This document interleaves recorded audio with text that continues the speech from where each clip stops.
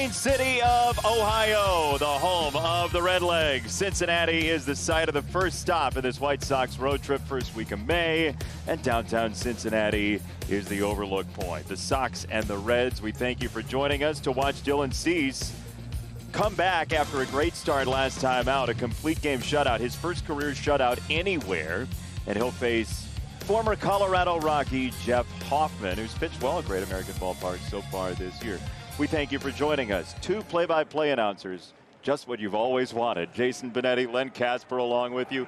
Very excited to be in the booth with you. It's been a long time that we've known each other, and we get to do this together. It's pretty fun. Yeah, we've been planning this for a few months, and here it is, like it or not, over the next 5 days. Why don't we set them up for this series as only you and I can, because only you and I are here? Well, let's do it. Let's get the bad news out of the way first.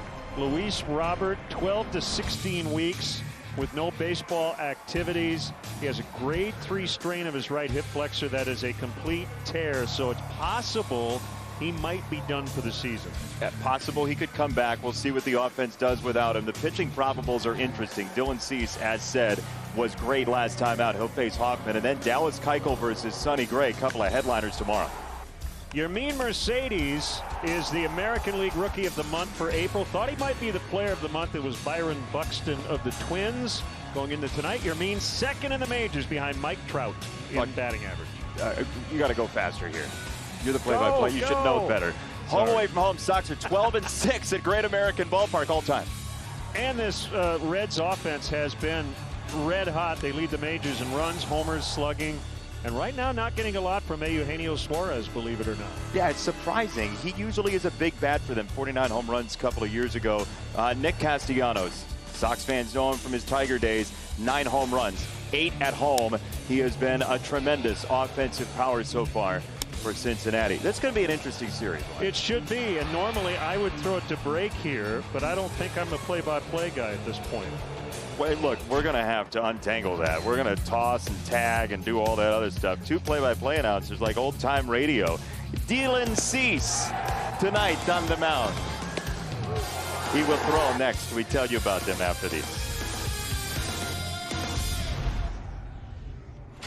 Being totally honest, Luis Roberts' injury obviously has cast a gray sky over the Sox for the moment, but there's a lot of young talent still, and the offense has some work to do, certainly power-wise. But Dylan Cease, if he does what he did last time, continually throughout the year, that would be a big boon for the White Sox, who already have the AL's best starting rotation in the month of April.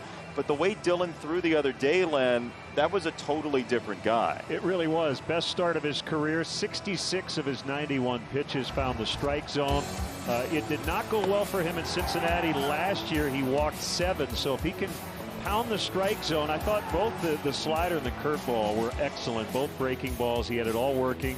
He is 6-0 lifetime against the Tigers, but it has been a big-time struggle against the rest of the league. So I guess picture the Reds wearing Tiger uniforms tonight in this ball game. Yeah, all it is visualization. But if the breaking stuff looks like that, and you saw him in the highlights there, 9 strikeouts and a lot of them with the breaking stuff, like that curveball.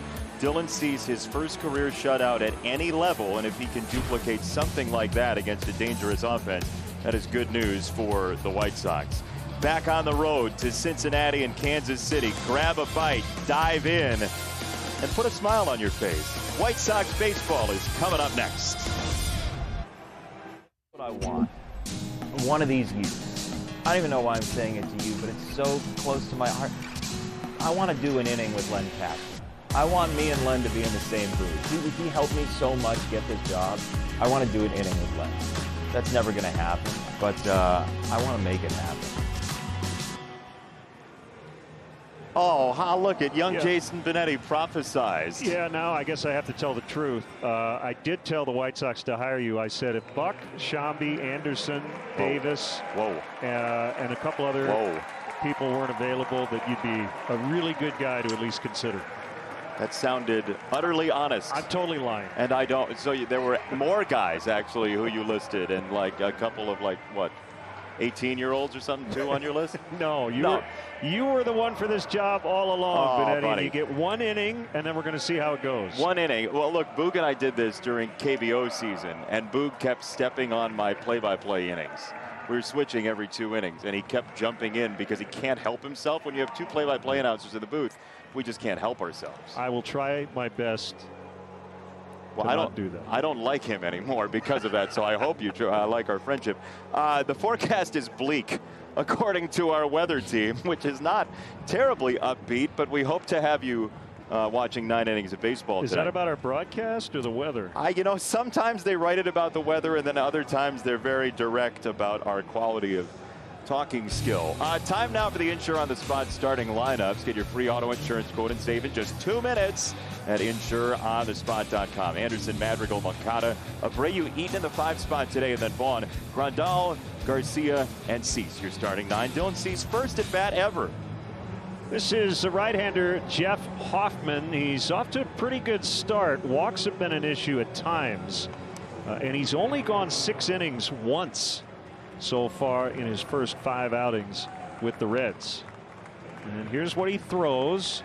55% of the time you'll see fastball, and then the secondary pitches, slider, curve, and change, he'll throw about an equal amount of the time. Defense presented by UI Health. We'll go left to right in the outfield. Winker, Naquin, and Castellanos. Third to first, Moustakas. Suarez back at a position he played a while ago. Jonathan India is an interesting rookie. Joey Votto has a Gold Glove from about a decade ago. Barnhart owns 2. This series will be very interesting. We'll see how game the Sox are to the challenge of dealing with the Cincinnati offenses. We are off and running. Great American Ballpark, the site, and we thank you so much for joining us. Len Casper, Jason Benetti in the first inning is brought to you by Toyota. Tim Anderson, second pitch, hunting on a ground ball to India, and 1 gone. The White Sox basically have led the majors in ground ball rate, and they've been right at the bottom in fly ball rate. It has not stopped them from scoring runs, but this is one of those ballparks in which you would like to hit the ball in the air on occasion. You've seen a lot of games here. You almost have to hit home runs to beat Cincinnati when they're playing like they play those certain nights, like they put up the dozen plus against the Cubs the other day. You almost need to do it. Yep, and it really flies to right center in particular. It flies everywhere here, but right center it'll go. Nick Madrigal, who's in the 2 spot today. Tony La Russa has been trying to find the optimal lineup, and it certainly doesn't help when you lose a guy like Luis Robert, who had really been starting to cook offensively. And you said it in the crossover during the pregame show, this would be a great time to have Adam Engel in this lineup, but that's still at least 3 weeks away, as Madrigal checked it up, and it's 1-2. I remember when Adam got hurt, he had back-to-back huge offensive performances in the middle of spring training, and then tweaked the leg, and we thought maybe 2 to 4 weeks, but then he had a setback, went back to square one, and 2 to 4 weeks is going to end up probably being 2.5 months.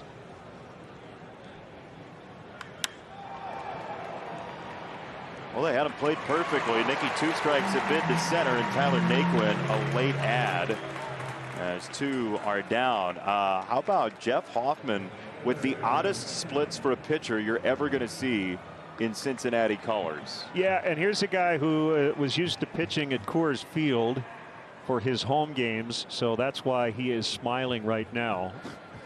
He just took the picture moments ago. Even though this is an offensive park, I think most pitchers don't mind getting traded away from Colorado. He's been traded a couple times. He was a first-round pick of the Blue Jays back in 2014 out of East Carolina. He was completely undrafted out of Shaker High School in the Albany area. And then he ends up being a first-round pick who had Tommy John surgery right around draft time. But the Blue Jays took him at 9, even though he was going to be a top 3 pick in that draft. And he eventually ends up at Colorado in a deal not long after the draft. And now in Cincinnati, as he throws a very nice curveball there to Moncada, who the Sox really need to keep hitting like he's been hitting. Been in a good stretch, getting on base a lot. 429 OBP over a 15-game on base streak. I feel like I'm back in my minor league days. We used to do 2 play-by-play announcers. We never had analysts really in the minors. It was just 2 guys talking about baseball. Yeah, it's fun, you know, and it's different, and that's okay, especially during a long 162 game schedule. Mix it up a little bit. Do you miss DJ? You ran into the radio booth like 40 minutes ago. Do you miss Stoney? Yeah. Okay. So then I've been seeing him tweet. He's tweeting. He's watching the ball game. So hi, Stoney. 3-2 for Moncada. It's a changeup, and it's popped up left-hand side. This will drift into row number 1. They're going to check the netting and make sure it's reinforced. Everything's okay net-wise. So just to underscore the Hoffman home road splits, at Coors Field with the Rockies, 40 appearances, 22 starts. His ERA was 7.58. That's not good, Jason. That's not ideal.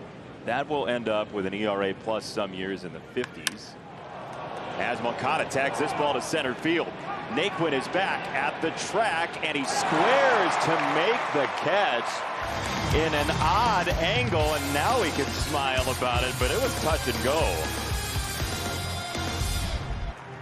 It made the trip to Cincinnati, as typically happens in interleague play. And let's give you the Insure on the Spot starting lineup for Cincinnati. Get your free auto insurance quote and save in just 2 minutes at insureonthespot.com. Batting average is high at the top of the card, so is hard hit rate, especially for Winker and Castellanos. Joey Votto is a stalwart there. Moustakas and Suarez. Naquin a late ad. Barnhart, the young man, India, and Hoffman can swing it a little bit. Dylan Cease gets the start for the Sox tonight. This will be assignment number 6. Got that ERA under 3 with the complete game 3 hitter against Detroit. And we often look at his strike percentage. And you see from start to start, that's 72.5 on April 28th. The best of his career. First pitch strike percentage was 71%. That's very good. You know, we're going to learn a lot, I think, about how Cincinnati wants to attack him and which Dylan Cease they're going to expect tonight based on these first couple of batters and how aggressive they are and what Dylan goes with. And there is a first pitch fastball that Winker swung at and popped foul. Yeah, this Reds lineup right now feeling pretty good about itself collectively. 13-12 10-inning win on Sunday. They've won back-to-back series, beat the Dodgers in LA, and then took 2 of 3 against the Cubs at home. And they're drawing really well in Cincinnati, Jason. They're up to 40% capacity. They had 17,000 in the ballpark on Saturday. To first, that is foul. Abreu knocked it down anyway. 2 strikes on Winker. Now the Sox defensively, presented by UI Help. Vaughn Garcia gets the start in center. Eaton and right. Moncada third. Anderson at short. Nick Madrigal and Jose Abreu on the right side. Yasmani Grandal is the catcher. Dylan Cease on the mound. You know, we saw the look at Johnny Bench there, and one of the things I miss about not traveling to these ballparks is just getting to see the history flecked throughout concourses of ballparks in Major League Baseball. Yeah, and the Reds have a really cool Hall of Fame museum. They've been around longer than any franchise in the sport.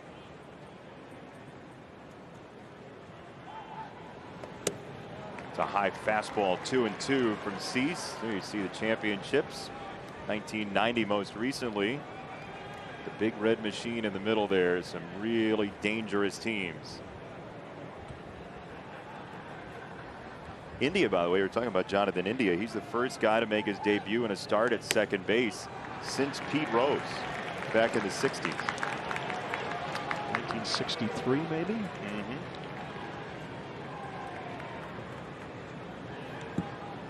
All right, so a full count from Cease to Winker. who's just crushed the ball this year. He's had a great start to the season for Cincinnati. And a fastball gets rid of him. So Cease runs a long count but strikes out Winker. You like the process here, right? You know, he walked 7 in 3 innings last year in his start against the Reds. And whether he gives up a home run, a single, a ground out to second, or this result, a strikeout, you just like the fact that he put one right in the zone and made him swing at it. You know, one thing we've heard a lot about this year with Ethan Katz, dating all the way back to spring training, is how competitive bullpen sessions are and how much he's trying to target focus of the pitchers. And I know a lot of people said it, but I think it bears fruit. There's a good slider to start Castellanos. And you see Nick Castellanos in Major League Baseball, the 9 home runs, tied for first, 11 multi-hit games. You know, you got a guy in Ethan Katz who's a thoughtful pitching coach and very focused with bullpens. There's a second slider. And then you get Dylan Cease, who, you know, reputedly is a big yoga guy. He's a very analytical guy. He's a soft-spoken guy. And it seems like their personalities would mesh. And maybe we're starting to see that with the start last time against the Tigers. Yeah, I think Cease was kind of the big project going into spring training for Katz. Ooh, thought they had him. And they may have. That's Mike Malinsky calling balls and strikes tonight. What do you got here? That's really a 50-50. I think half of the umpires call it a strike, half don't. So now Castellanos leaning for the slider. 1 and 2 from Cease. Talk so much about computerized strike zones, and that's what I'm really interested in, right? Are those 50-50 calls. Theoretically, there should be none of those with a computerized zone. It's a strike or it isn't. But that's where the human element comes in. It's about framing, the angle the umpire had, the command of the pitcher that night. The eye level, where you're set up, are you in the slot, whatever it might be. And the 50-50 argumentation comes from whether or not you agree with where the robotic strike zone is placed, I would think, if they go ahead and do that at some point down the line. We might have as many arguments about the strike zone with a computer as we do with a person. Start yelling Control Alt Delete.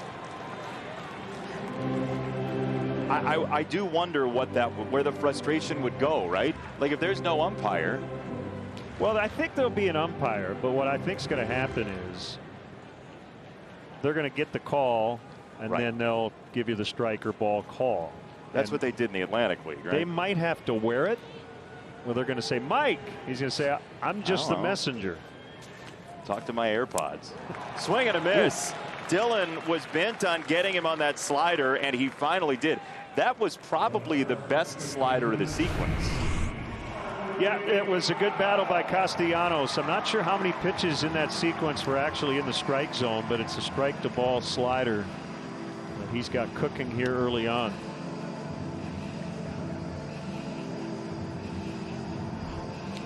So here's Joey Votto. And I encourage everybody, there's a great story by C. Trent Rosecrans of The Athletic, great beat writer for the Reds, about the quirks of Joey Votto and the intrigue of Joey Votto. And there's too much to list. But what you were just talking about with the robotic strike zone, Joey Votto is as thoughtful, some would say eccentric, as anybody in baseball. He, according to one of his teammates in the piece, and there's a long list of stuff, he has hot and cold zones for every umpire behind the plate. He was like the first guy to do that. Doesn't surprise me a bit. You spent time with him in your time in the NL Central? A little bit, yeah, and you can just see that computer working. He right now, look, he'll at some point he'll just stare straight up. You can tell he's thinking about, okay, 1-1, what's he going to do here? And he'll outthink himself on occasion. He'll take a fastball right down the middle with 2 strikes sometimes. To first. Jose's got it, and we promise you tonight there will be a base runner. Hey, oh, there's your inning. Are we good to go for another one? Yeah, I'd like to do a second one before I toss it to you. There's a museum. Len said it was there. There it is. It is very hard to tell what the weather's like based on those two people. You kind of get like they're in different climates. Yeah. They're sitting right next to each other. There's a cold front pushing through the middle of the shot as Abreu fouls back strike one. I mean, you got the winter hat and you have shorts. Yeah, you got it all working right there in one place. I tend to, if I had to pick, I tend to go with the guy on the left. You'd rather be warmer. I would rather be a little too warm than too cold. Really? See, not in Cincinnati. I wouldn't dress for warm in Cincinnati. It's May 4th. Come on. You've been there in the middle of May when it's 152. You know it.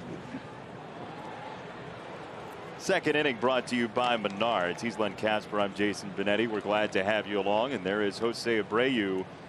And, you know, you feel like the Sox went through 27 games with Luis Robert, mostly, without Eloy Jimenez completely.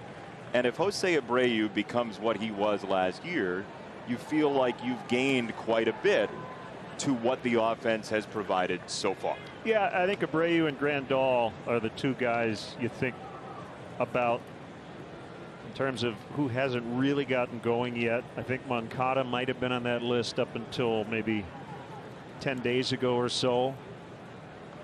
Jose was asked today on a Zoom call with the media whether there would be a team meeting regarding the Robert injury. Check. No. And he said, if we feel we need to have one, we will, but I don't feel like we're at that point. I tend to think those things are typically overrated, but you know, teammates talk, right? Yeah. And I don't know if you have to have a formal clubhouse meeting to say, we just lost another really good player, we've got to be even better. Jose demolishes this ball. Left field and bring him home. 1-0 Sox. That's what we're talking about. There's your team meeting. It'll be in the dugout after this long home run.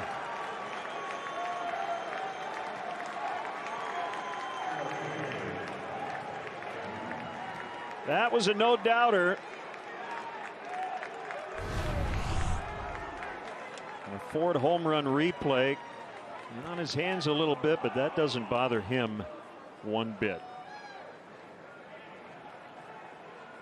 That's a good sign, too. We have seen teams pitch him in a lot this year and get inside to jam him off the plate. And Jose, we'll tell you about it as the series goes on, but Jose has just not been swinging at as many strikes as he did last year. And that one was a borderline strike that he crushed to give the Sox a 1-0 lead. And, you know, you've met him, you know him, you've watched him for years, knowing him as Sox fans do. This is a guy that will take it upon himself to replace, and smack you on the back as hard as anybody too, to replace missing offense. Yeah. He's got a big hot streak coming, and this wouldn't be a bad time for it. Who was it? Was that Frank Menachino? It was his he was hitting beating coach. up? Yeah.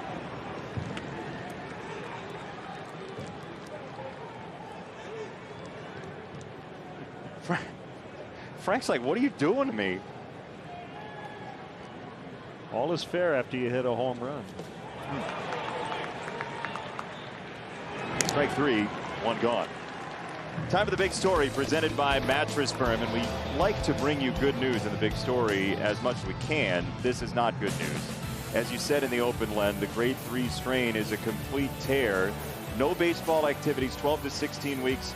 Surgery is a possibility, but not a guarantee for Luis Robert. So there is the chance that he could be back very late in the season.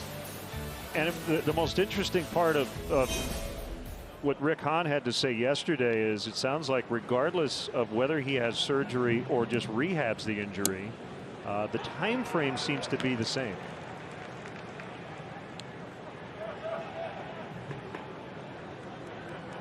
Here's a guy who we've seen get more playing time routinely over the past week, Andrew Vaughn, and there is a sharp breaking ball from Hoffman, who only throws a curveball about 15% of the time, but he snapped off a couple dandies so far tonight. He's working fast too, not taking much time between pitches. I like that our dot is so intrepid for the strike zone that it goes all the way up there to show you that it was 95 in the sky. The intrepid dot. Well played. It's a good band name. Yeah. Strike three. Vaughn goes down on a slider. 2021 Chicago White Sox are presented by Guaranteed Rate. Visit rate.com to learn how Guaranteed Rate helps turn people's belief in a new home into action. If you believe, you will. And to get priority ticket access this season, secure a ticket package by visiting whitesox.com today.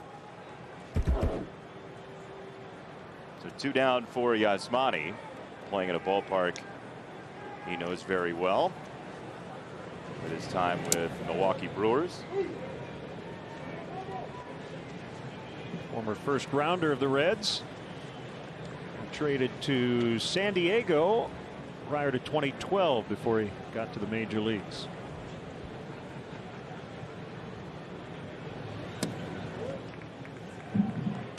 So for Yasmani Grandal, you see the slugging percentage and expected slugging percentage. He's actually done more in terms of creating good contact this year than he did last year, especially off of fastballs. But he's not had the same fortune. And so that's not to say you get paid off expected slugging percentage, but it's to suggest that it's going to get better. Yeah, a lot of the numbers we'll probably talk about this week are those types of things with the analytics. The idea of, has this guy been maybe a little fortunate, a little unlucky in certain cases? Batting average on balls in play will come into focus.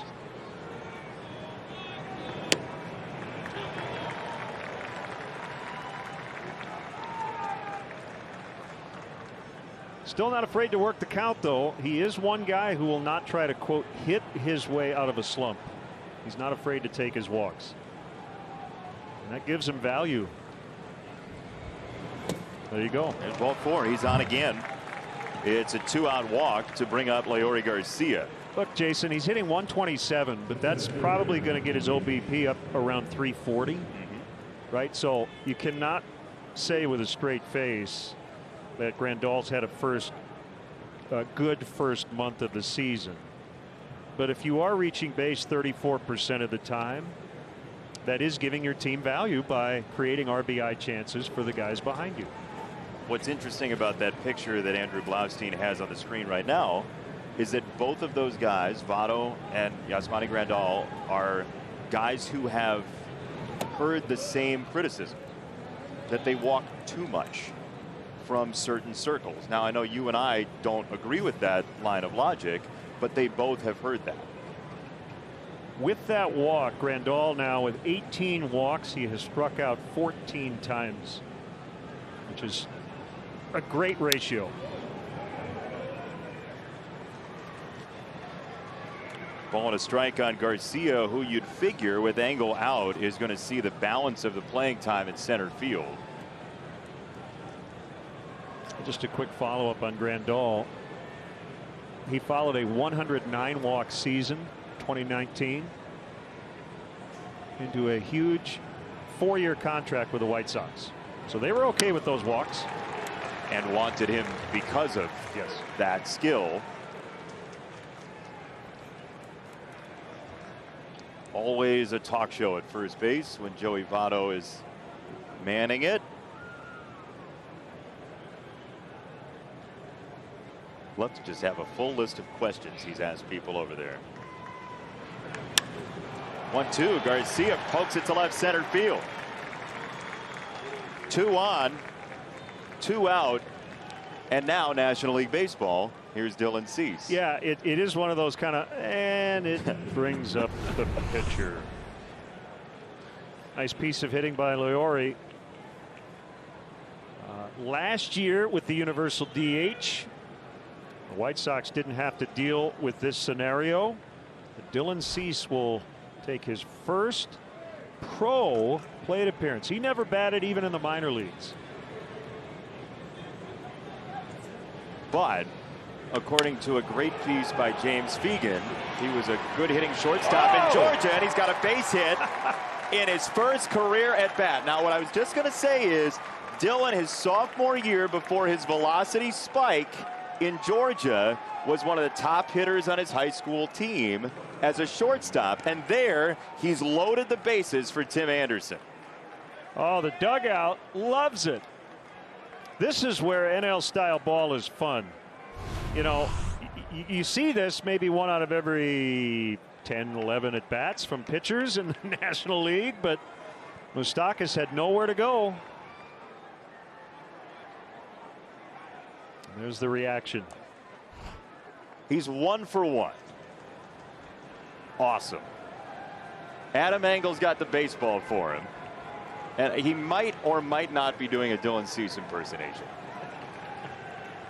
That looked like he was in full impersonation mode in the dugout. Yeah. And there's ball 1 to Tim Anderson. But, you know, depending on how this at bat goes, that could be a huge base hit for the White Sox. Sure could. Just making Hoffman throw more pitches here in the second, and already at 40 for the night.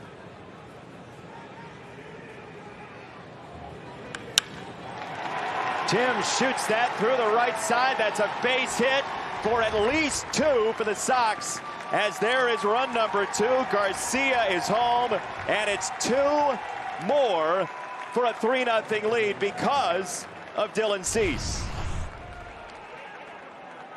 Well, you love the kind of the 2-rally inning, the leadoff homer from Abreu, and then Eaton and Vaughn strike out. Grandal takes the 2-out walk. Garcia and Cease with back-to-back hits, and then Anderson comes through, and they're able to cash in. Tim Anderson to the dugout, and Dylan Cease helps build a White Sox rally in the second inning.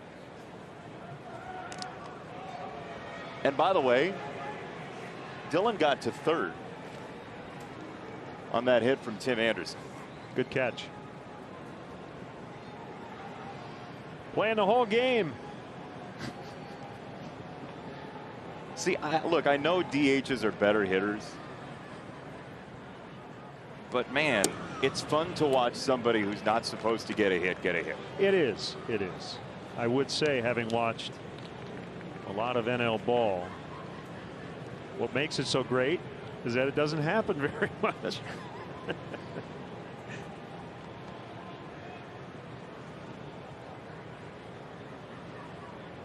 Good leadoff third for Dylan Cease.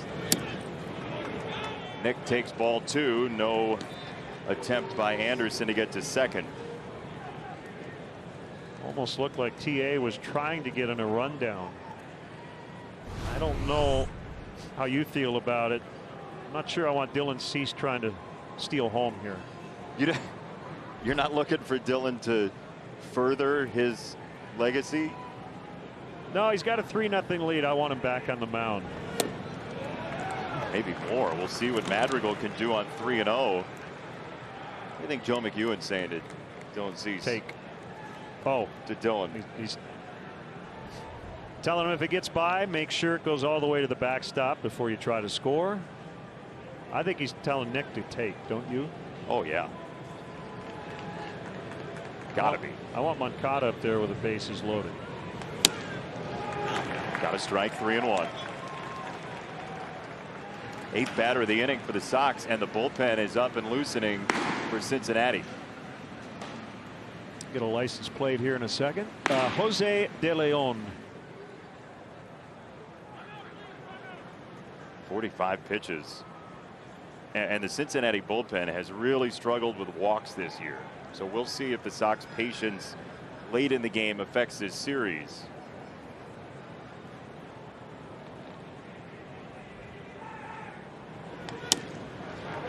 Ooh, Madrigal was right. That should have been ball 4. It is strike 2. Good take anyway. He's not afraid to hit with 2 strikes. But it looked like ball 4.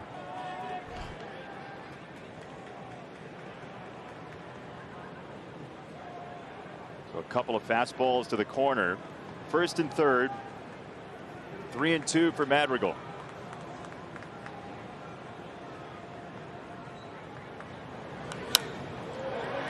Slider pop foul. Yeah, this bullpen has had its issues, especially the late inning guys. If you can get into that pen early, not a bad thing. And yes, it's 3-0, but we're only in the second, and this is a very high-powered Reds offense, so got to keep pressing. 7.5 runs a game in home games so far this year in a 1-month span. Clipped foul. How does he do it? I don't think he's even swung and missed 10 times this season. The first swing and miss took a while. Then the second one took even longer. Strikeout 3% of the time. I'm not calling a home run in this series, but if he's going to hit one this year, this would be a pretty good park for him. Checked his swing. Now he went. Oh, he went around. Strike 3. Now he's going to peel off for first, and the Reds will walk off. 3 runs, though, for the Sox. Dylan Cease's first major league hit. It did not go as far as this. Jose Abreu gets a round of applause and a 3-0 Sox advantage. 3-0 Sox, bottom 2 after an 8-batter. Top of the second inning. And time now for StatCast, presented by Google Cloud. And we take you to fictional Great American Ballpark. We're comparing the outfield walls between Great American Ballpark and Guaranteed Rate Field. And you see where Guaranteed Rate Field is shaped differently from Great American Ballpark, further out in the right center field gap and left field as well. And so the baseballs will fly. Only Coors Field, that looks like a koosh ball, only Coors Field and Yankee Stadium have seen more home runs since 2016. It'll never happen, but if you could make a case for the fences going farther out from home plate, it would be here. Yeah. Just about every park that's been built in the last 20 years, eventually they brought some portion of the fence in. They don't need to do that in Cincinnati. No, I mean, there was the whole hullabaloo about Citi Field, Petco Park as well, how big it plays. The college game had a substantial issue with the new TD Ameritrade ballpark right around where Moustakas used to play in Kansas City and Omaha.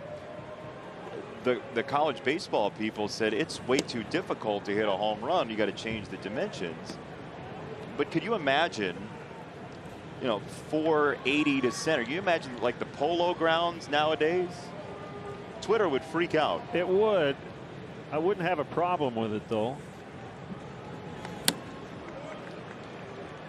Boy, his stuff looks good tonight. 328, very reachable. But again, it's when I think of really good home run parks, I think of reachable alleys, because most of the balls are hit toward the middle of the field. High fastball.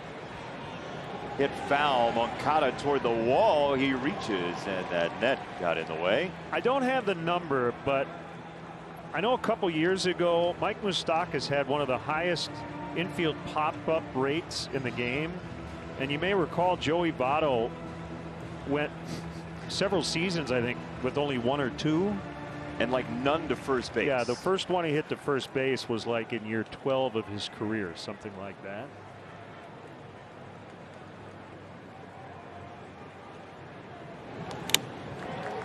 Changeup upstairs, strike 3. Dylan Cease, 21 in a row retired, dating back to his last start. Got him on a changeup this time. He's been really good against lefties. Right-handed batters have done most of the damage against Dylan so far this season.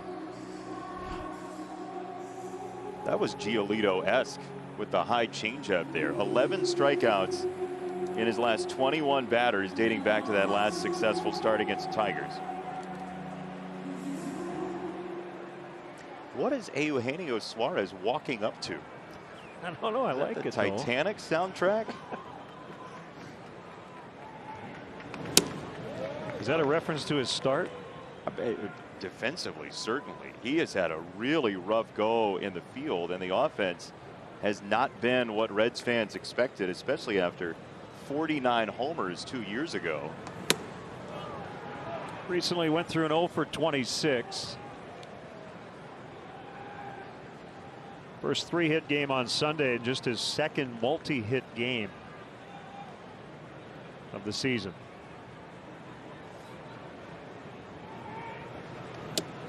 They moved around this infield, and our buddy Mike Petriello just tweeted today the outs above average not so leaderboard. He is -9 in outs above average at shortstop, which is just an excruciating start defensively, and you wonder, as people say, if he took it to the plate with him in the first 27 games of this season. Yeah, the construction of this Reds roster is pretty interesting. Moustakas actually started spring training at second base, and then eventually moved back to his more natural position of third, with India taking over at second, and then that moved Suarez to short. Ball 4, first base runner tonight for Cincinnati is a Suarez walk. And it's time now for a player profile. It's presented by Geico. Make it easy. And it's the entire Cincinnati offense. 151 runs, #1 in baseball, to 43 home runs. And weighted on base average is #1 as well. And that typically rises with slugging percentage. And this is why you don't want to walk people in this lineup, because they can hit the ball a long way. Speaking of Great American Ballpark, Tyler Naquin off to this great start. Their general manager, Nick Krall, said that his left-handed swing plays better in this smaller park than it did in Cleveland. Tim says go away, and he makes the catch. And 2 down. Well, Tim was not as vocal as that in the error a couple days ago at home. And Tim usually is the guy to make the call and do it that loudly. And he and Moncada ran into each other with the wind during the homestand and created the error. I was talking to Darren Jackson about it, who played a lot of center field, and he said the captains, typically the shortstop on the infield, the center fielder, and the outfield. I got it, I got it, I got it, is what guys usually say. That's 3 I got it's. So the captain has to do it 4 or 5 times, because what will happen is if both guys yell I got it, I got it, I got it, you don't hear the other guy. So the idea is you got to keep yelling it as the captain out there, which is an interesting thing. Now that's how he did it. Right.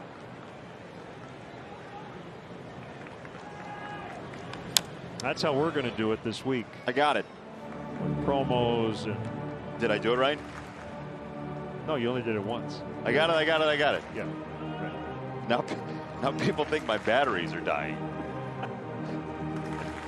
I say one of 3 phrases if you pull the string. Like the toy you got at Christmas that stopped working after 12 days. Chatty Benetti doll. Right. Yeah, thank you for allowing people that nickname. 0-2, that's a tight slider, and it's 1 ball and 2 strikes from Cease to Barnhart. You mentioned a couple gold gloves for Tucker Barnhart, who just missed Lance Lynn at Brownsburg High School in Indiana. Reds are getting crazy offensive production out of their catcher core. Barnhart and Tyler Stevenson, collectively .337 with an OPS of .929. That's bench-like. 1-2, and that is a dart that's foul. Anybody who's a Reds fan that's tuned in on MLB TV said he better mean one of them needs to ride the bench. No, I mean Hall of Famer Johnny. I know. Yes. Yeah. One of the greatest of all time at his position. A storied franchise Cincinnati has. Some great names, including Barry Larkin, who's doing some television for them now with new TV announcer John Sadak. Yeah, congrats to John. A good man, John Sadak. This being a minor league opening day, John and I were in multiple minor leagues together in AAA and single A, and very happy for that gentleman now in the Reds TV booth.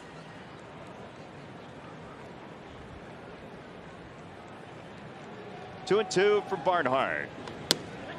High changeup, strike three. Two really good high changes give Dylan Cease his strikeouts in the second inning, and the command has been, for the most part, really good again today. Sox by 3 in Cincinnati. Third inning is brought to you by Hyundai. Sox by 3, and now for the third, here's Len Casper. Thank you, Jason.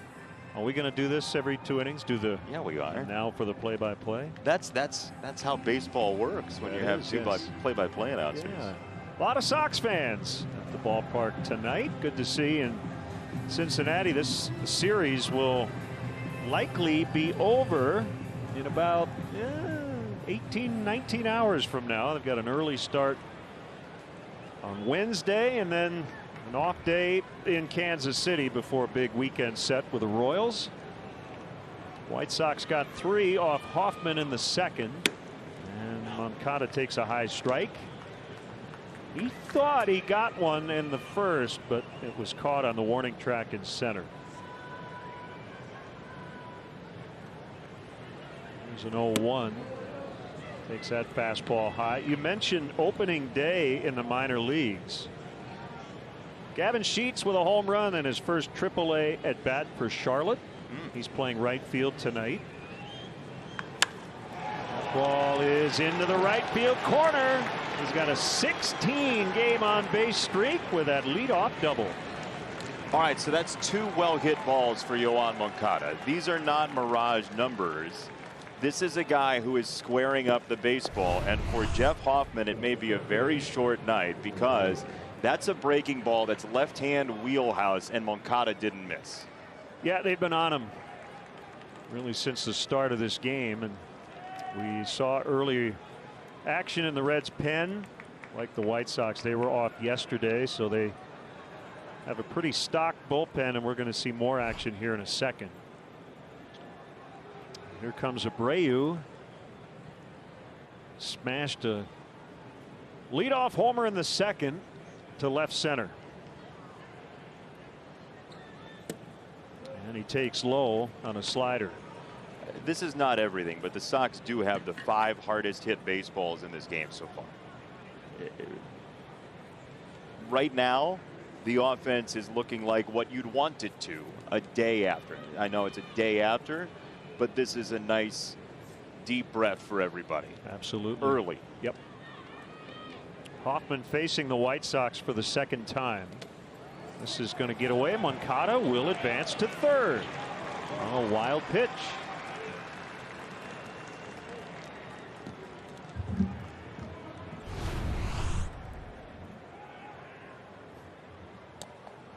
Barnhart really had no chance. That ball came up and got him under the mask. Good read by Yoan. Looks like the Reds will leave their infield back with nobody out in the 2-0 count on Abreu. They know how their ballpark plays. That's in part an indicator of what they think this game could be. Here it is. Get me over slider. And the count is 2-1. Sox 15-12 starting the night. 1 back of KC and 1 up on Cleveland.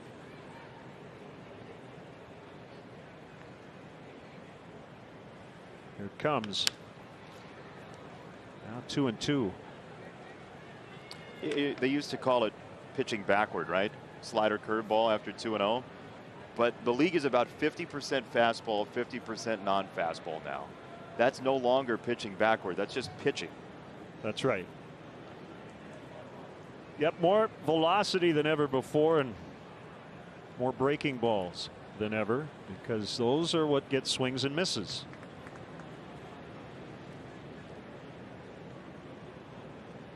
Look at Barnhart way off the plate, and it worked. Boy, hit the mitt, and Jose went after it. It's a big first out. So we like to show you White Sox fans in Cincinnati from your previous trips. If you've been to Great American Ballpark, just been around the area in your Sox gear, hashtag postcards from Cincinnati. And I got to say, we looked at it before the game. People were sending it in already. We hadn't even put up the hashtag. There's some great pictures from Sox trips to Cincinnati. So share with us. What's your favorite part of Cincinnati? Well, I got a cool diner I like to go to, Hathaway's Diner, which is downtown. Have a nice cup of coffee, kind of old school. Grab an omelet before the ball game. And you know, you're right across the river from Kentucky. And so you actually, the airport's in Kentucky. And I don't know about you, but I like crossing states off my list. It's the only time I've spent in Kentucky is going to the airport. That's it? So when you go to Cincinnati, you go to 2 states. Right. It's kind of cool, right? You've never been to Louisville? I have not. We should do the Derby one year after this whole baseball thing's over. I invited Stoney to the Derby on Sunday, so I figure I might as well. 2047, we're in. Eaton takes low. It's from Springfield, Ohio, not too far from Cincinnati. And he has been in a slump. That's being kind. He's 0 for his last 17. Pressed into duty off the bench early on Sunday when Robert went down. That's what happens when you're 0 for 17. That 3-0 pitch gets called a strike. I was going to say, and knowing Adam like we do, he's the type of guy who's going to say to himself, that's what happens when I'm 0 for 17. Infield is in with 1 out.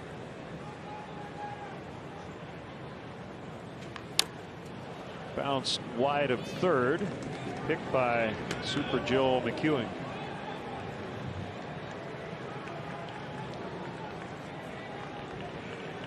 Super Joe looked pitcherish there. He went to the mouth. He gave it the look. Now he's checking to see if fingers are okay. Supposed to wait until you're off camera, Joe.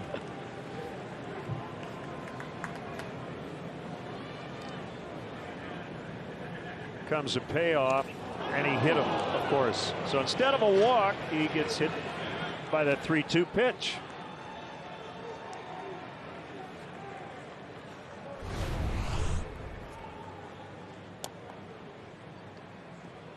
Ooh. There's very little padding down there too. Right knee.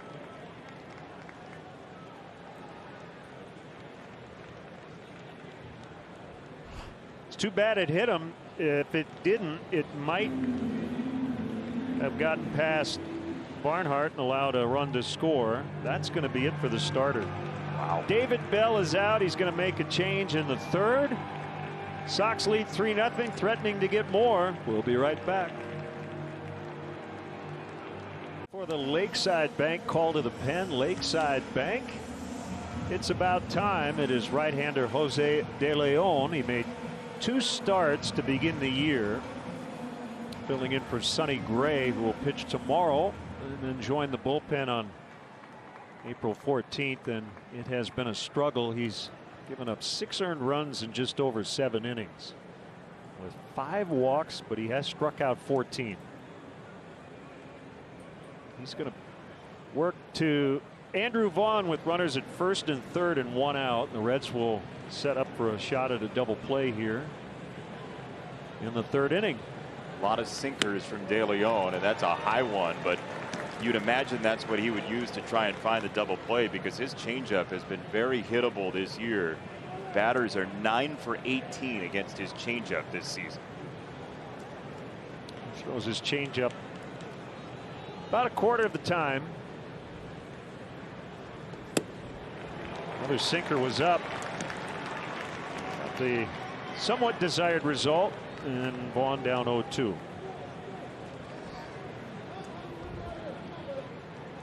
Got a mohawk working? Looks like it.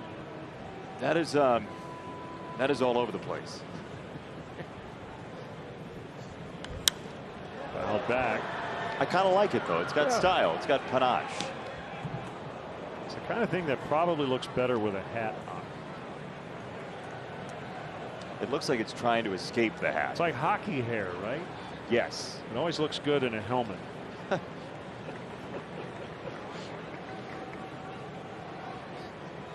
check on Eaton.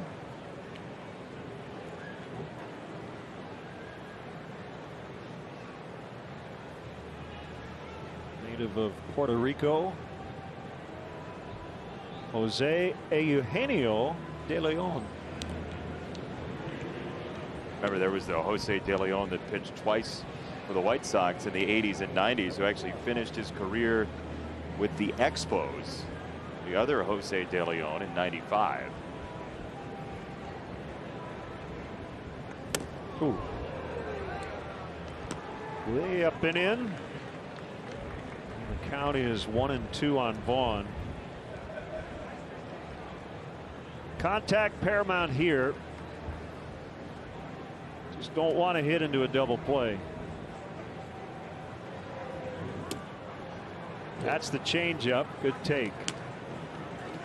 You would figure sinker on 2-2.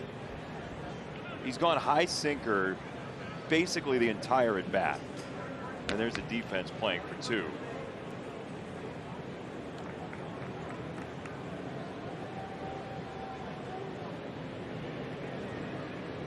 Vaughn's been in a nice stretch, 379 over his last 9 games.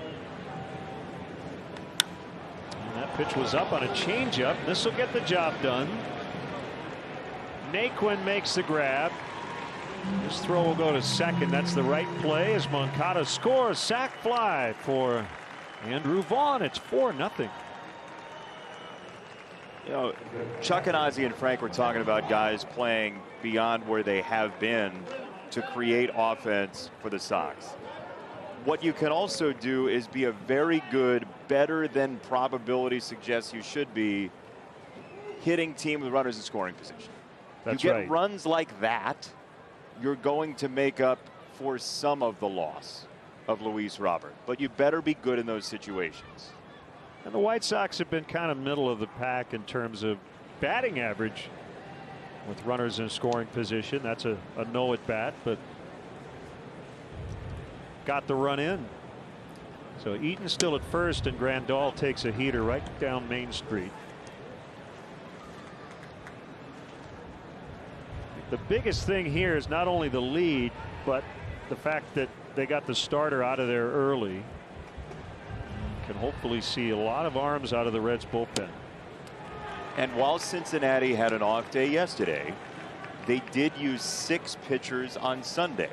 So if you use somebody like Heath Hembree or Ryan Hendricks, who's been really good out of their bullpen, that is still 3 and 4 days, and you can probably get them down for tomorrow's early start. They might have been without Amir Garrett, who was told today he was going to be suspended for 7 games for that altercation against the Cubs the other day, but he has appealed, so he is available tonight. We'll get into that situation a little later. 1-2 on Grandal.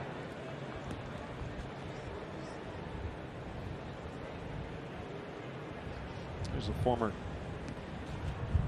college basketball and baseball star at St. John's. Missed on a changeup. 2-2. Bob Grimm's St. John's. That's Red right. Storm. Yeah. Bob Grimm, the longtime director of broadcasting with the White Sox, who recently retired.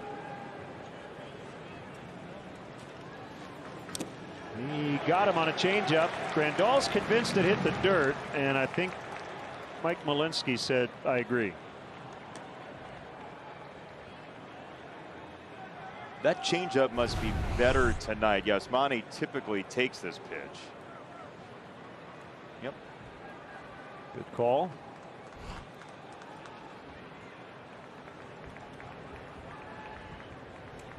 Short lead by Eaton. And a high fly out to right. And this one will be handled by Castellanos. White Sox add a run, 4-0 in the third.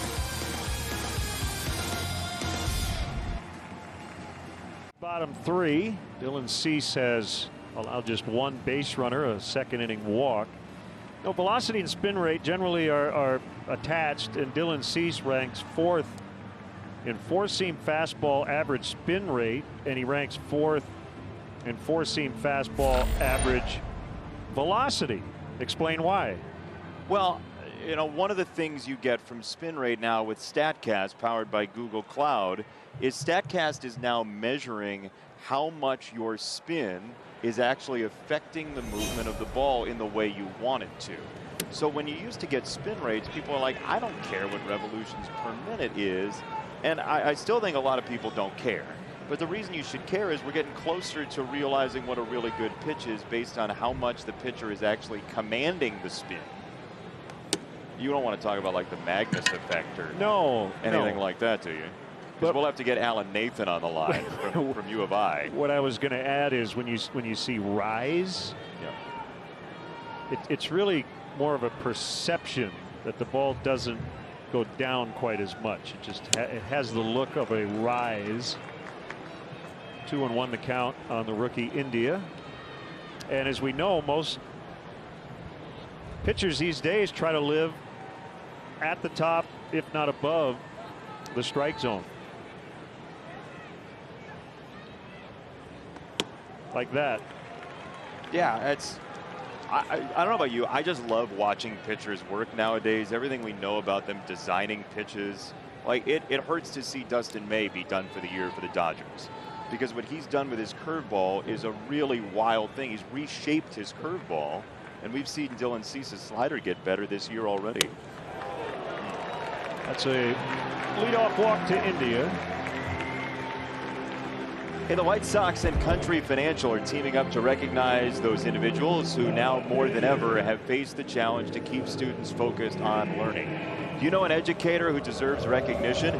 Nominate them for the Country Financial Teacher Appreciation Spotlight by visiting whitesox.com/teacher spotlight today. Your favorite teacher ever? I'm gonna go counselor. Bill Baxter at Marquette University, my advisor. Why? Longtime public relations professor, because he had a background in broadcasting and immediately said I should go after an internship with the Milwaukee Bucks when I was a freshman, even though it was for upperclassmen, and I got it. And now here you are. And now here I am. This is De Leon. Fastball just missed.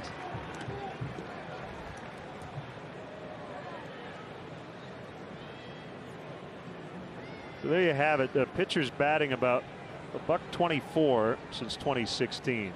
Although Dylan Cease 1 for 1 tonight. You got to throw him a strike. Yeah, this is a have to have, or else Cincinnati with Winker and Castellanos, two guys who have crushed the baseball this year. You set yourself up for 4-0 becoming 4-2 and 4-3.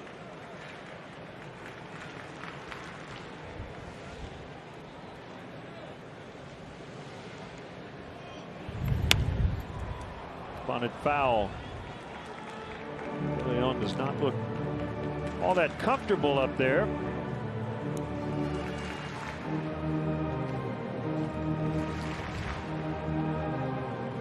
White Sox got 3 in the second, added 1 in the third. Chased Jeff Hoffman out after 2 1/3. First time through the order. This is the 9-hitter. Cease has not allowed a hit. Runner takes off, and that is bunted fair. And it'll end up being a sacrifice, even though India was basically going to steal the bag. 1 down. Looked to me, based on our view, that he got a very nice jump. And you wonder, I mean, De Leon is just not very experienced with the bat. There are other players who probably would have pulled it back there, but the Sox do get the out. Now Winker with a man in the scoring position for the first time tonight for the Reds. Recently dealt with some back tightness. He went into the game tonight pacing the NL at 365 for his batting average. Good curve to start it.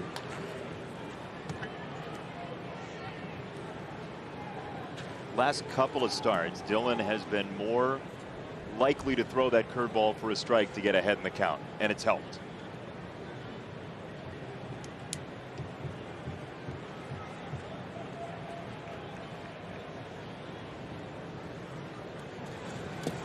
One changeup is low.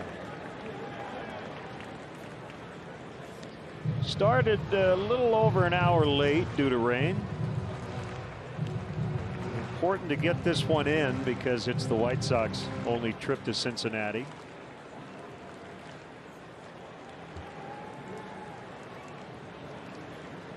We will see the Reds in Chicago in the final homestand of the year in late September. Going to check down at third and no swing. It's Shane Livensparger.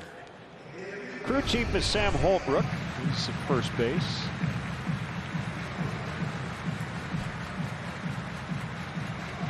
It's a tough angle to tell. That's the look we have from Cincinnati. If it looked to you like he swung, it looked to me like he swung as well. But it's like showing the goal line from the 7-yard line in football. Doesn't really help. Yes. But I agree. I think even from that angle, looked like he offered at it.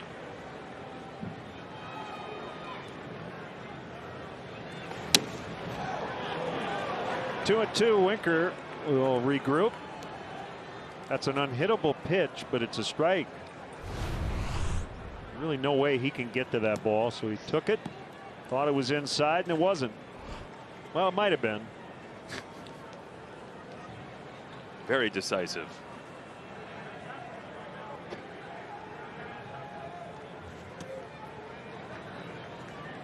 Anderson standing right at the bag at second. And it's 3-2.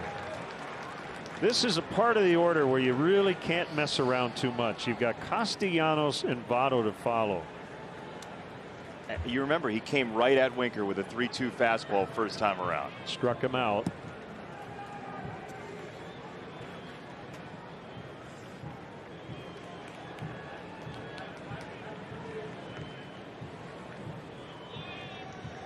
Here it is. Walked him. All the Chicago sports you can handle, it's all here on NBC Sports Chicago, your home for the Hawks, Sox, and Bulls.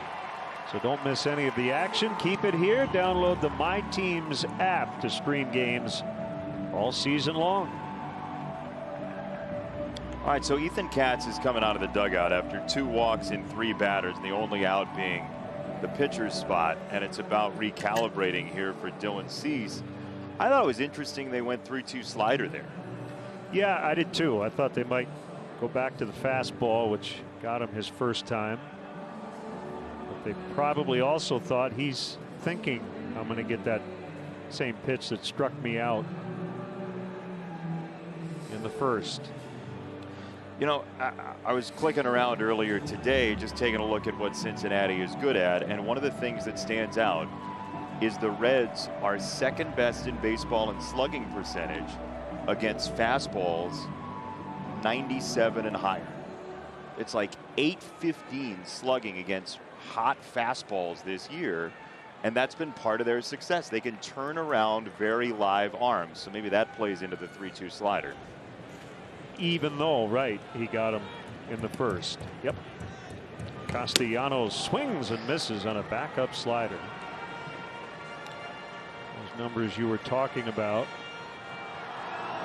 Giants running away from the pack at the moment. Look at that, 9-8-7-6-5. You don't see top 5 spread like that, do you? You don't. It's like 100 points. Awkward, almost a 2-strike swing there. It's 0-2. And it's not like 12 pitches that they've seen. It's a sizable enough grouping that we're going to put on the screen for you. That's shocking. I don't know if I've ever seen a graphic that looked quite like that. Which it shows you how hard it is, right? Like, yes. There are teams that are in the 300s. He's got him 0-2. 2 on, 1 away, third inning.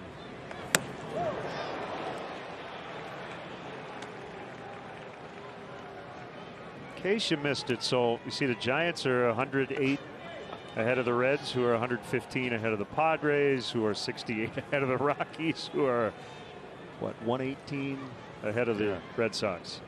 Incredible. So the 30th team is like negative 740. That's right.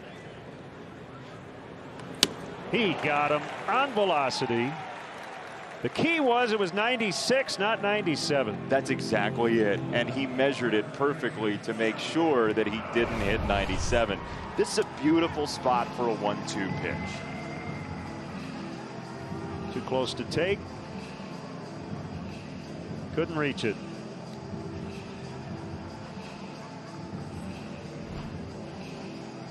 I think the other area for Dillon, what I've seen early in the year, and you've seen it more than I have over the last couple of years, here's Votto, is even when he gets ahead, is pressing his advantage 0-2. Pitch to Votto, big swing and a miss. And what I mean by that is, instead of going 0-2 to 3-2 or 0-2, 2 fouls, ball 1, another foul, ball 2, and then strike him out, is you get 0-2 and you end it within 2 or 3 pitches. That's where his pitch counts have really been bloated at times. But you can see as well, and I completely agree with that, especially compared to the past couple years, his confidence in the breaking ball has grown tremendously even in the last couple starts. That was a really tight slider on 0-1. So now he's got Votto 0-2. And the one thing you know about Votto, he does not go out of that zone too often. And he got him. Wow. An in-zone fastball. Impressive stuff from Dylan Cease. He's got 6 strikeouts through 3. He's worked around a handful of walks, and the Sox lead 4-zip. Being a White Sox fan here in Minnesota, it's not easy. Not only do I get the delay for Sox math questions, makes it almost impossible to win. Almost. There's so many Twins fans here. You see a Royals fan every once in a while, maybe Detroit Tigers, maybe Cleveland Indians. Not many of us. There's not many Sox fans, just me and my grandpa up here. But I don't think any of them have hat game like I do. Back to you, Steve and Jason. We didn't tell our Sox math winner that you were going to be here, Len. I get called Steve all the time. You do? Yeah. Steve Casper? Yeah. Mm-hmm. That's a good video. It was excellent. Good use of props. Great hat game. Should also remind him it's Jason and Steve. Here's Leori. Ball 1. Oh, I see what you did there. Oh, I'm tweaking you. I'm just going to pay for it next week.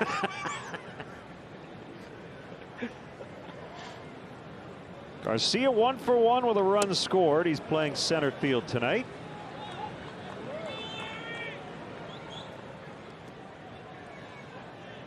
De Leon in relief of the starter Hoffman.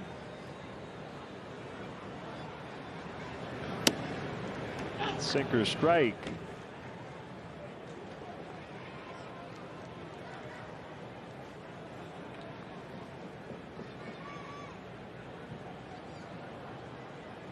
Working pretty quickly, and that is a leadoff walk. You want to do it? Do you know it? No. Hashtag Sox math. I meant, did you know the answer? First correct answer. Yeah, gets to do the video tomorrow. Games on the road trip multiplied by Tim's jersey number, plus games Davidson pitched for the Sox and Reds combined, minus the total Scrabble value in the call letters of Arthur Carlson's radio station. See, so that Sox math reference I know. Yeah, Sox math skews young, so I think this is going to be a little bit of a mind bender. Yes, oh, no. Dylan Cease, a high drive to right, way back there, and it's off the wall. Garcia to third. He's 2 for 2, and he just missed a home run. The White Sox in the National League Park, whatever.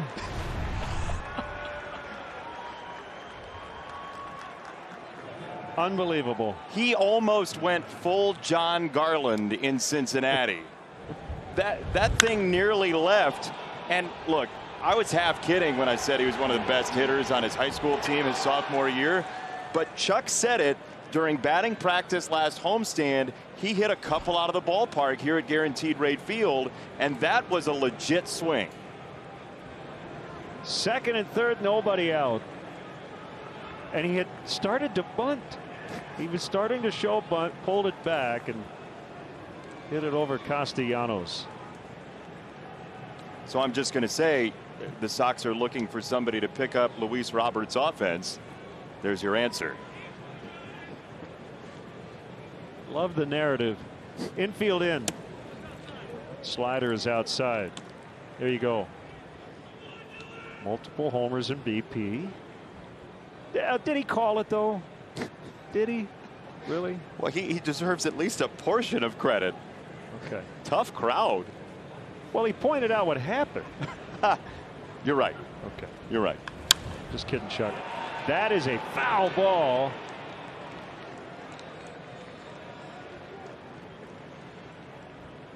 I'll give you credit, Chuck.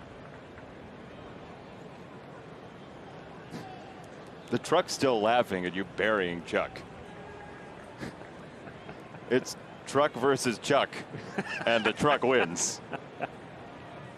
Hey, the fourth inning is brought to you by Elk Grove Village. Learn more about our Beyond Business Friendly community at makerswanted.org.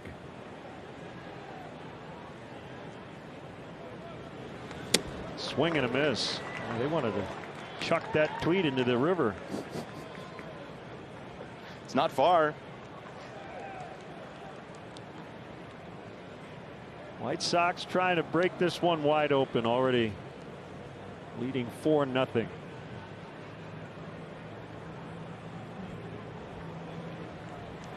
Anderson with a 2-run single in the second.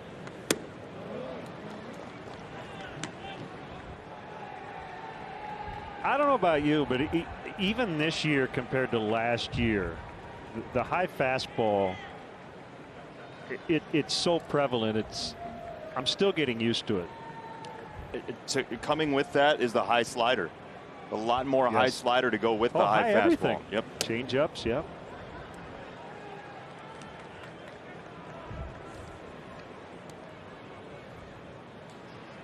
Full count. First base open.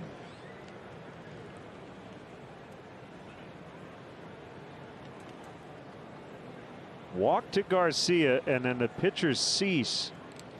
Doubled to the wall and right. See Votto way off the line at first.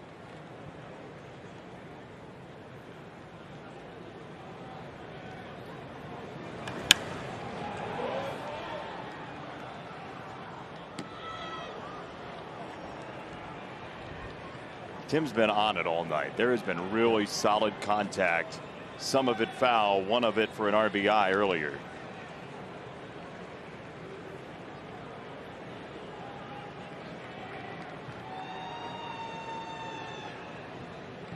Another 3-2 home. Bounced wide of third.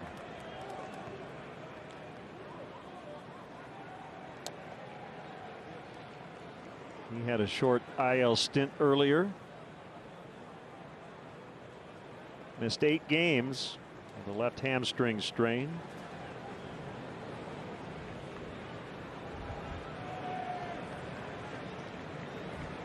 He swung the bat really well since he came back. Another 3-2 and a base hit. Garcia scores. Cease will hold at third. It's 5-0. You cannot miss in the zone with a breaking ball to Tim Anderson. He has gotten so good at hitting bad breaking balls, and this was one of them.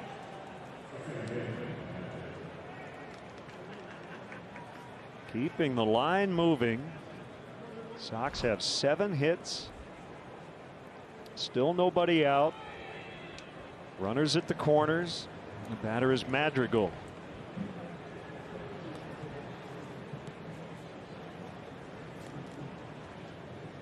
A rare strikeout. A check swing in the second. And after he lined to center in the first. I don't want to overvalue one game, Len, but I believe. But you're going to. I am. I'm about to. It's like saying I don't want to be a jerk. Something bad's going to happen to the other person. This says something about the spirit of the White Sox. Tap back to the pitcher. He's going to fire to second. One. Relay late, and Cease stayed put at third. I think a lot of guys would have scored on that play, but you know, you've got an inexperienced base runner out there in Dylan Cease. Unfortunately, Madrigal stayed out of the double play, so one away. You don't want Cease getting hurt. No. Doing something drastic either. He's saying, get my head in the game, to himself, or maybe to Moustakas, or maybe to Joe McEwing. But as you were saying. No, I was just going to say, I think it says something about the spirit of the team. You don't know what the offense is going to look like the next 5 months.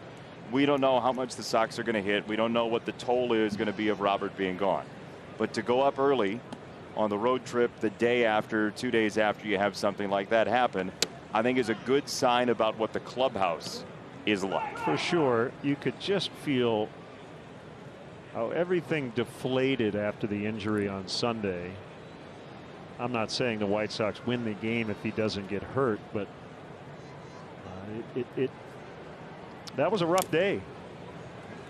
The White Sox could get little going offensively, and then after the news came down yesterday that Luis is going to be out a while, all the conversation is, what now? And the White Sox are saying, all right, we'll put up at least 5.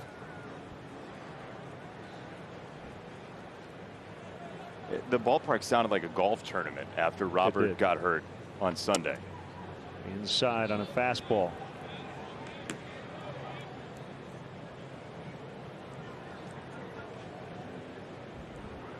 Reds are shifting to the right on the infield.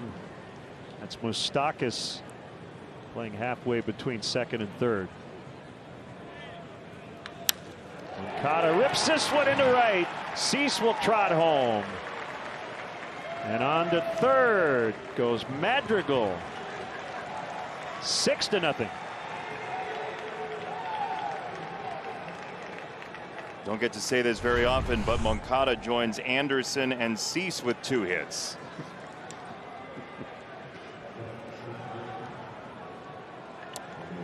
So 3 in the second, 1 in the third, 2 more here in the fourth.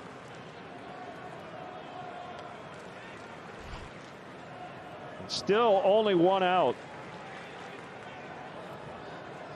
And here comes Jose again. It's like Sal Romano just grabbed the ball in the Reds' pen. That's a strike.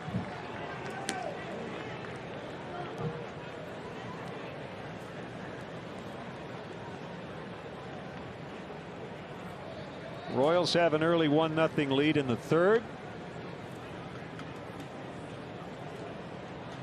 Cleveland and KC going at it. Outside for a ball. Let's go back to that long home run. No doubter in the second.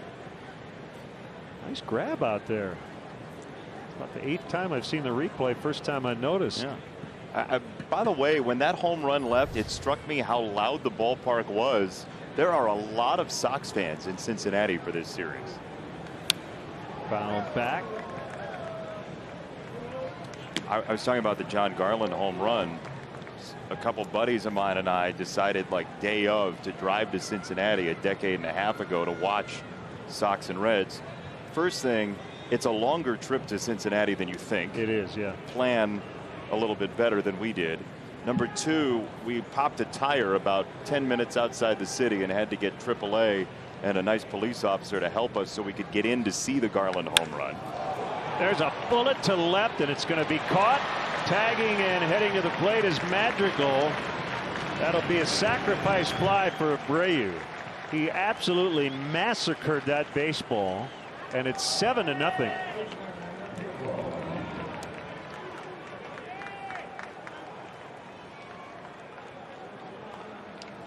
Speaking of loud, that had a great sound.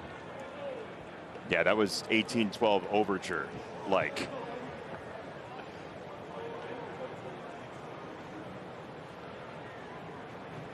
Adam Eaton with 2 down, fouls away. He looked so comfortable the first 2.5, 3 weeks of the season in the batter's box, and since maybe the last 5, 6 days, we've seen him swing and miss at a bunch of breaking balls out of the strike zone, and that was not at all what he was doing the first road trip homestand 3 weeks or so. Fouled away again. Just it can come and go so quickly in this game.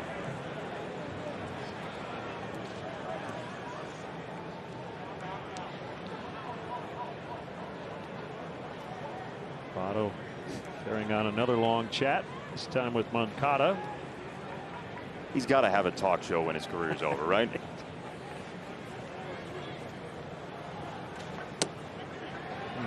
No, that's not a strike, Mike. But I guess it is when, again, you're struggling like Eaton is. But it's 7-0 White Sox in the fourth. Reds nothing, bottom 4. Hey, test your luck during every White Sox away game this season with a 50-50 raffle. Sox Split, presented by Wintrust, is on sale now. Get your Split the Pot 50-50 tickets at whitesox.com/Sox Split. Valid for Illinois residents 18 and over. 1-0 on Mike Moustakas.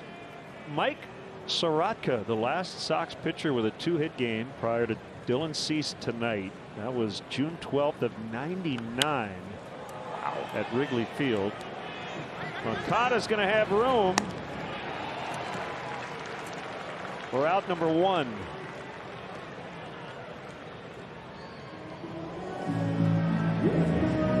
The most notable recent pitcher feat for a Sox hitting pitcher, I think of Anthony Renato with that homer he had at Wrigley.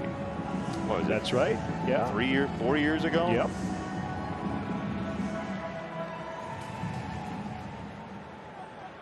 I don't know if Dylan's thinking about a natural cycle, but single double so far, he's halfway there. Suarez takes a fastball low and outside. Why don't you text Boog and let him know he's halfway to the cycle? Yeah. He'll like that. Oh, no, when he's a triple away. That's when.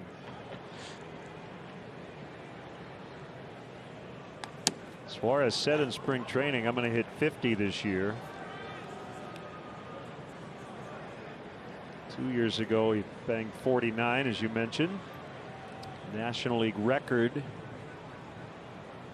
Single season for a third baseman. He's now a shortstop once again. And he takes outside on a 4-seamer. A little bit of cutting action on that. That is not what Dylan wants. So it's a little recalibrate here. It usually says just a tad out of whack mechanically. We didn't see it at all in his last start. And there it is low again. and outside. Yeah, 3-1 on Suarez. He has relied very heavily on the fastball, and the fastball command generally has been pretty good tonight. We'll see what he does 3-1.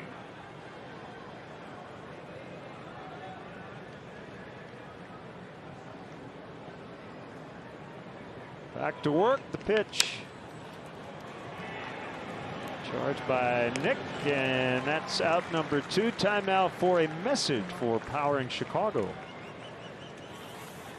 Do you have electrical work you need done at your home or business? Visit poweringchicago.com and click the Find a Contractor button. On time, on budget, done the right way every time. Powering Chicago, IBEW Local 134, NECA, Chicago. Here's Naquin. Can I be honest with you? Please. I almost said time now for a massage. Oh, did you really? For some reason, that's what I saw when I looked at the graphic. Yeah. But I quickly recovered and said message. There's nobody here to do that, so thank goodness you recovered. Curve in the dirt. Well, look. Reading is, it's easier than it sounds sometimes. But it's been a calm night. This has been a very serene night for Sox fans, and a much needed one because it was a punched up last 24 hours. So this is like the baseball equivalent of a massage. That'll be a fair ball to Abreu. He'll take it to the bag. Cease hasn't allowed a hit through 4. 7-0. We are professional grade. 7-0 White Sox.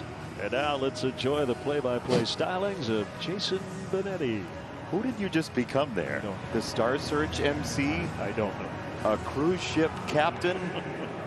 What just happened to you? You have sneaky good impressions, by the way. I don't think people know that you have sneaky good impressions, and maybe they'll find out in the next. Is this a Lakeside Bank call to the pen? It's not. It's Sal Romano. I don't do this normally. I don't know.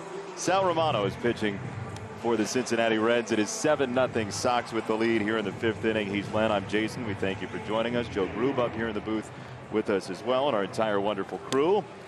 As Romano is the 3rd pitcher for Cincinnati, and it has been a rough night for Red Leg fans, including that little one. We're sorry it's 7-0. We didn't mean to hurt your feelings. Please don't go. They're going to go. Nothing you can say. No, I just tried to make them stay. They didn't. You were talking to Mike Malinsky as we went to break. I'm talking to the fans. We both evidently think they can hear us. Here is Andrew Vaughn against Romano out of Southington, Connecticut. And that high school has provided quite a few major league pitchers, including what a nasty boys. Rob Dibble. I mean, Carl Pavano? Yep. Yep. You saw Rob Dibble pitch, right? I sure did. What do you got on Rob Dibble as this ball will land somewhere in foul territory? He wasn't afraid to pitch inside. Oh, that's true.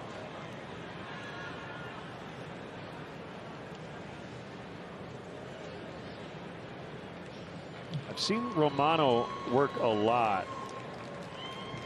And what I always notice, especially from the center field camera, is just how small the 47 looks on his jersey.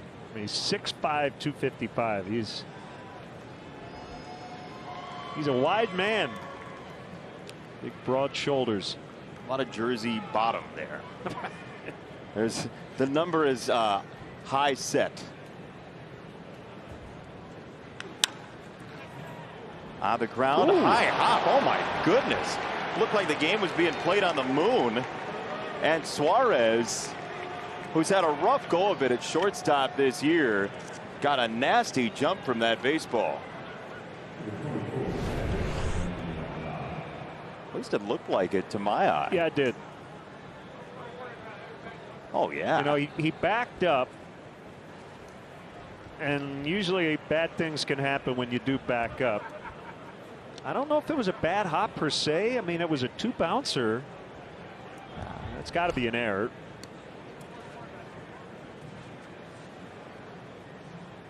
So now 1 on, nobody out. They're going to call it a hit, Okay. and they have to be calling it a bad hop base hit. Yeah, right. I didn't see the bad hop on the replay. I did initially. It looked like it had to be.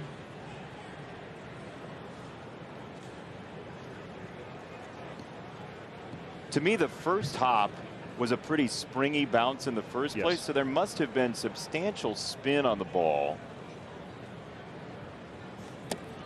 Are you of the mindset of using analytics to affect official scoring? Where if a hard hit ground ball, let's say, is 110 or above, that could make an error a hit? I think it's evidence you should use if you want to, but I also think we're starting to ask a lot of official scorers, and I think when you're having to make decisions that are snap judgments, I think it's valuable, and I think we should know how difficult it is to play the infield, especially, and the reaction time. But also, a major league error is still a major league error to the naked eye if you've seen enough of it. To me, that looked like an error to me. That's kind of what you have to use as an official scorer, right? Yeah. You start getting into that, and then you set rules. and you say, well, if it's 100 miles an hour, it can't be an error, and that's not fair either. And I think the guy you work with every day who sits in this chair would say, Romano made his pitch. Got a ground ball to short, bouncer to short, and he didn't get an out.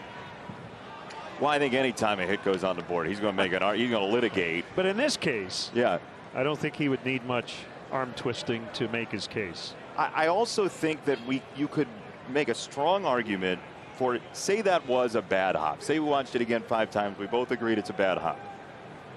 You got to call it something else. He didn't make a mistake, but it's not really a hit either. Well, team error is the way to bail him out, I guess. I guess. Inside, says Mike Malinsky. And 2 on with nobody out. Here's your Sox math winner. 5 games on the road trip times 7. That's 35. Plus 3 each for the Sox and Reds for Matt Davidson. That's 41. Total Scrabble value of the call letters, which are WKRP in Cincinnati. Exactly. Thank you, Johnny Fever. The great television show with Howard Hessman, Gordon Jump, Lonnie Anderson, and a lot of troubled turkeys one day. More news and less Nessman. As God is my witness, I thought turkeys could fly. There's a strike on Leury Garcia with the thunderous bat of Dylan Cease on deck.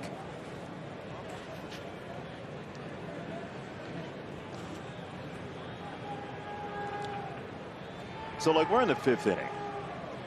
You have Dylan Cease with 2 hits and no hits allowed so far tonight. Now, I'm just going to go ahead and say it because I know you're willing to say it as well whenever it comes upon you to say such things, but he hasn't given up a hit so far tonight. Yeah, 64 pitches. He's been fairly efficient. If he's going to get deep into this game, meaning 7, 8, 9, he can't walk anybody. He's walked 3 already.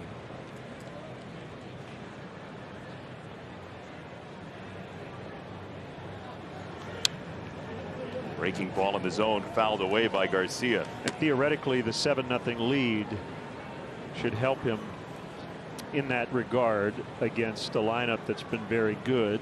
Maybe be a tad bit more aggressive.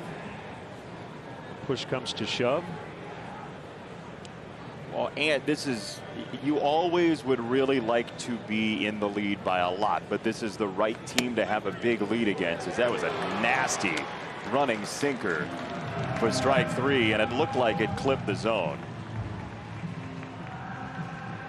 Time now for the momentum changer presented by First Midwest Bank. Dylan Cease batting for the first time as a major or minor leaguer. Infield hit.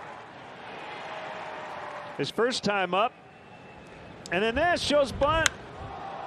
And nearly hit it out. As it was, it ended up a double. So he's 2 for 2.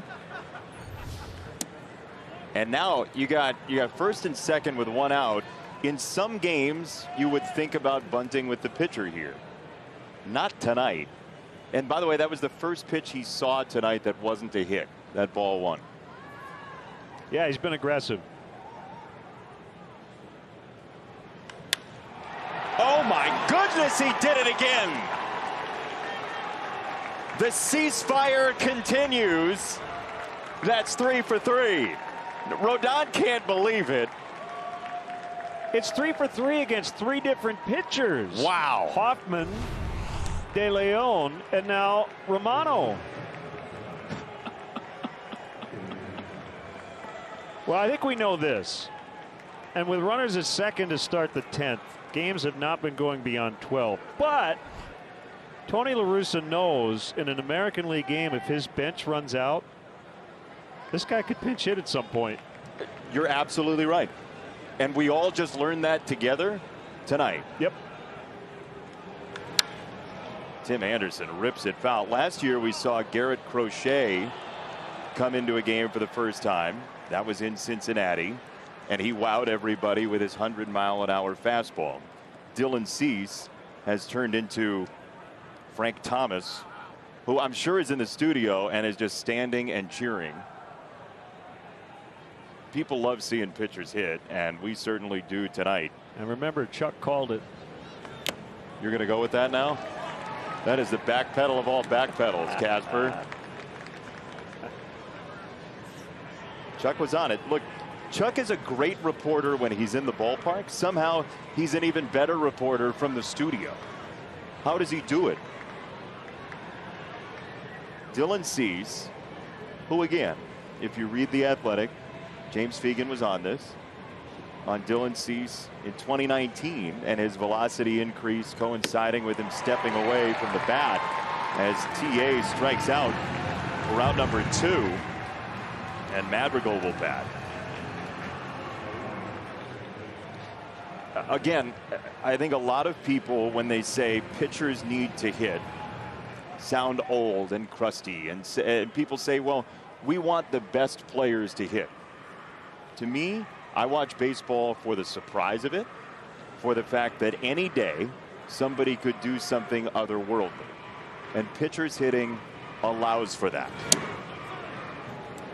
I will say I do like the fact that the universal DH has gone away. I don't know if it's permanent.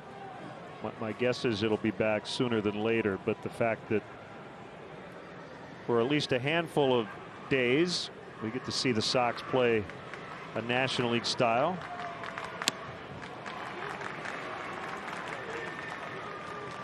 Variety's the spice of life, right? That's right. Narrowly edging oregano. Along those lines, are we going to see some Romano cheese in this at bat? Oh, interesting. Yeah. Or will it be the off-speed stuff? Ah, a slider. Here's the problem with no DH.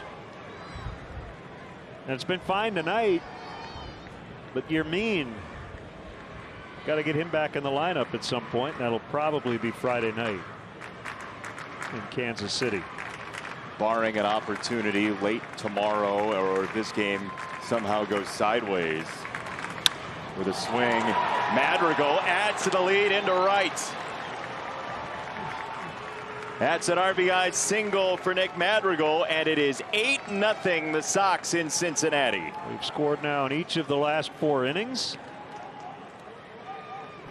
Madrigal picks up his teammate Tim Anderson. Boy, everybody in this lineup has contributed tonight. Anderson 2 hits, 3 knocked in. Madrigal with that base hit. Moncada 2 hits, Abreu a homer. Eaton got on, scored in the 3rd. Bottom of the order has done it all too.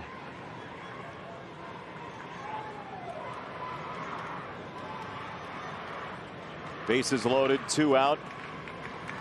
Moncada takes a strike. That inside corner sinker to a left-hander for Romano.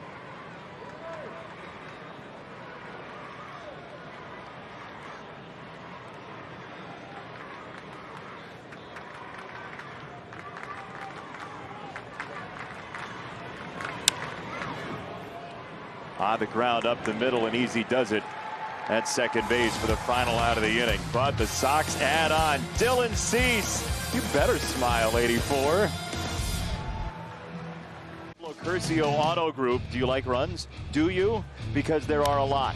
Jose Abreu deep to left field, second inning, his 6th home run. A lot of Sox fans in the section. Tim Anderson was about to jump and substitute for the second line on the hockey sub.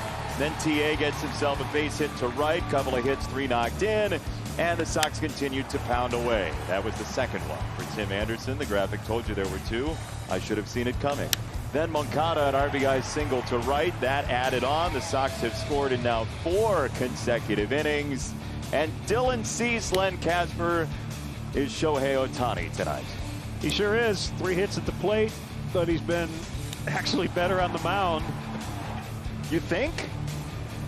I would say against this offense, 4 shutout innings. Yeah, as fun as it's been watching him swing the bat and run the bases as well. Picked up his third base coach. Cut the bag well. Done it all. You know, some pitchers do not look like they belong swinging or running. And a lot of guys don't really like it. Yeah. He clearly does. But, you know, he's only gone deep once, and that was the complete game in the 7-inning doubleheader tilt against the Tigers. And trying to get through 5 and qualify for the win. I was shocked when he said post-game to us after that last start that it was his only shutout of his entire baseball life, any level. And then I got to thinking about it, and we live in an era now where in Little League, where in travel ball, there are a lot of restrictions on pitchers. So because of the rules, you're just not ever, unless you go to college and your college coach is one of those guys that likes to run people out for 9. It's another high changeup tonight. That's become a theme. You're never really going to have a chance. That's right.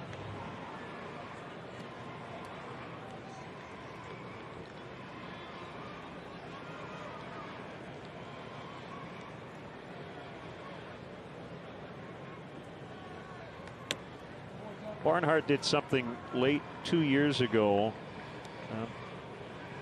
A little surprised more guys don't consider, and that is he dropped switch hitting. He was struggling so much from the right side, he just said, you know what, I'm going to stick with one side of the plate. Dillon got inside on him, and that will curl out of play. 2-2. The brightest hat of the night, by the way, goes to that fan. Yeah. You know, you think about guys with big, drastic left-right splits as switch hitters. Let's just say, you know, you're a 270, 800 OPS guy, left-handed, and you're a 196, 600 OPS guy from the right side. All you got to do from the left side is not be awful. That's right. Check swing, no. Or be less awful. It's one swing to maintain. But I think pride comes into it in a lot of cases. And I think Barnhart at some point just was so frustrated that he said, well, what am I doing? Beat my head against the wall trying to be a switch hitter. I've got enough to worry about catching. And I give him credit for it. Ripped to right, and that is the first hit tonight for Cincinnati. It's a leadoff base hit for Barnhart in the 5th. And we go to the studio to see what's going on with Frank Thomas, Ozzie Guillen, and the very prescient crystal ball of Chuck Garfien. Yeah.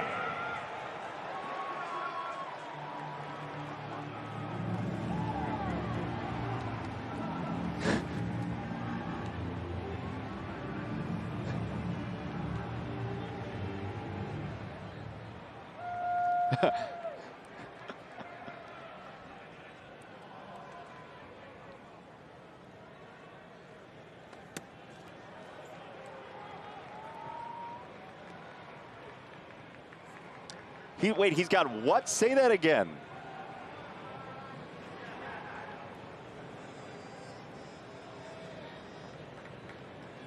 Oh. Oh, you're talking about Steve. But you're going to find a center fielder in the postgame show. Oh, he found one.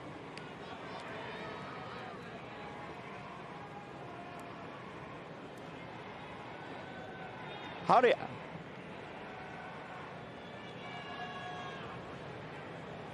If it's Lance Johnson, you got to tell us right now.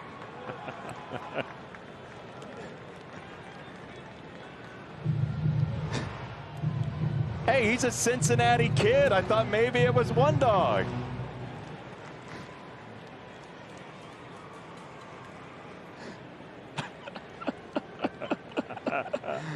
I love you all in the studio. Ozzie, Frank, Chuck, thank you very much.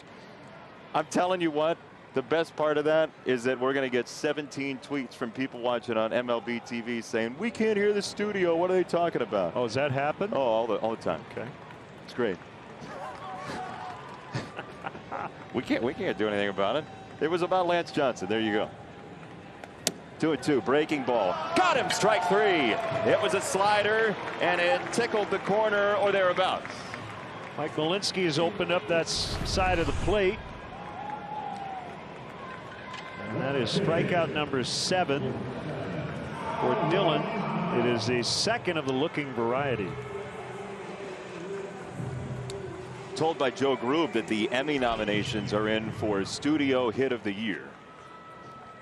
I like it. The envelope, please. Yeah. This is Romano. Yeah, Romano's going to go ahead and hit. So how often do you see this? The starter doesn't hit for himself, doesn't make it to that point, but two relief pitchers end up hitting. In the same game that Joey Votto struck out swinging on 3 straight pitches. Baseball could be weird. That's why we love it. I was asking you. I was hoping you'd have those numbers on Baseball No, I Reference, StatHead, or something. I always revert back to Jason Stark. Baseball makes no sense. That's my stat. That's a tall guy to strike out at the top of the strike zone, and Dylan Cease now has 8 strikeouts, 1 hit, 3 walks, 2 times through the order. 1 out away from qualifying.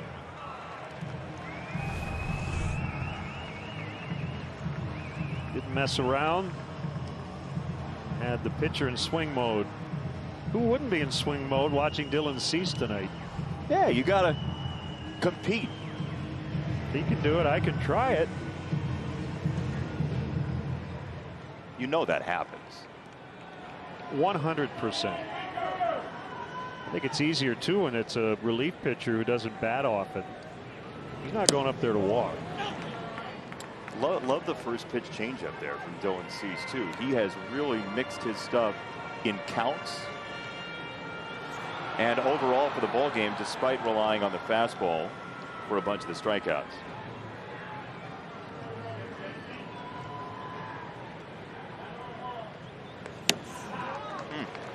See, that's a pitch Winker has not been able to handle. He struck him out on that very pitch in the first inning. He went with a 3-2 slider in the third and walked him.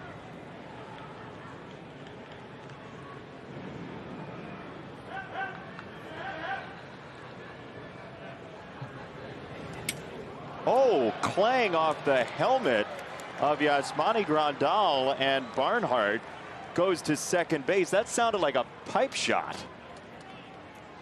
The Hawks are on the main channel. Yeah. Let's see where it got him on the mask. Yeah, right in the middle. It drew iron. Listen in.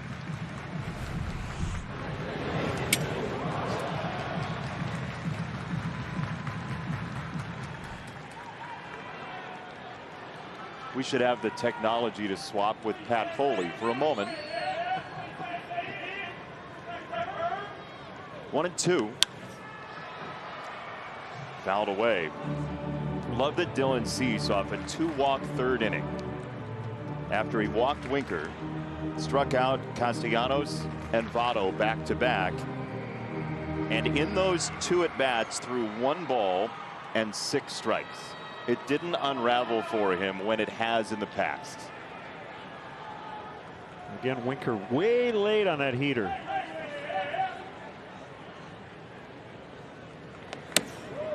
They got some loud vendors in Cincinnati, by the way. Vendors with megaphones? What do we got going really on? Good microphones, yes. Right on cue. Yeah. Thanks, gentlemen.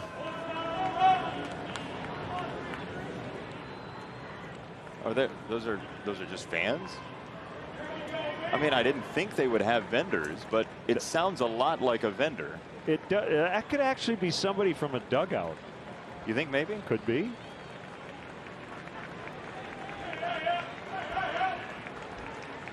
Two and two. Struck him out, planted on the inside corner. Winker just said, I'm not arguing, face to face with Mike Malinsky. Fastball's hit.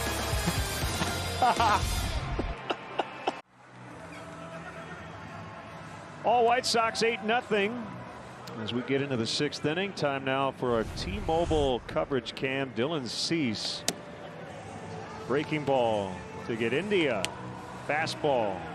It's Romano swinging, and then Little paint job on the inside corner to get Jesse Winker 9 strikeouts, a hit allowed. That's it through 5. The White Sox bats back to work here in the 6th. I have a text I'd like to share with you. It is from my broadcast partner on a normal day, Steve Stone, who is watching the telecast. He texts in, thank goodness his wit traveled to Arizona with him. I'm watching on MLB and I can't hear the studio, smiley face.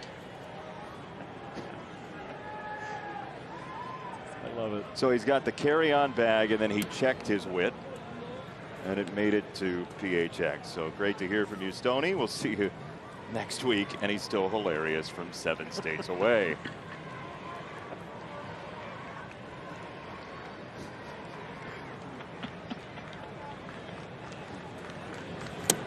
Jose takes ball 2 outside. Alex Blandino now playing left, Winker to right, so Castellanos done for the evening.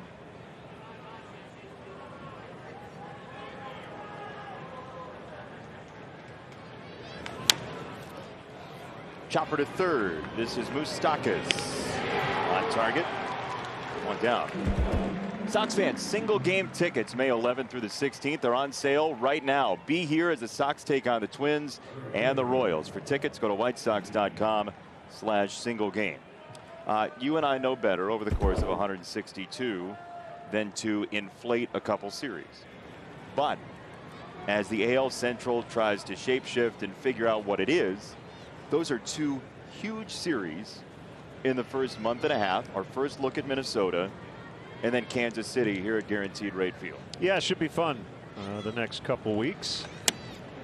Really weird that the Sox and Twins won't see each other for the first time until mid-May, but that's the way the schedule looks.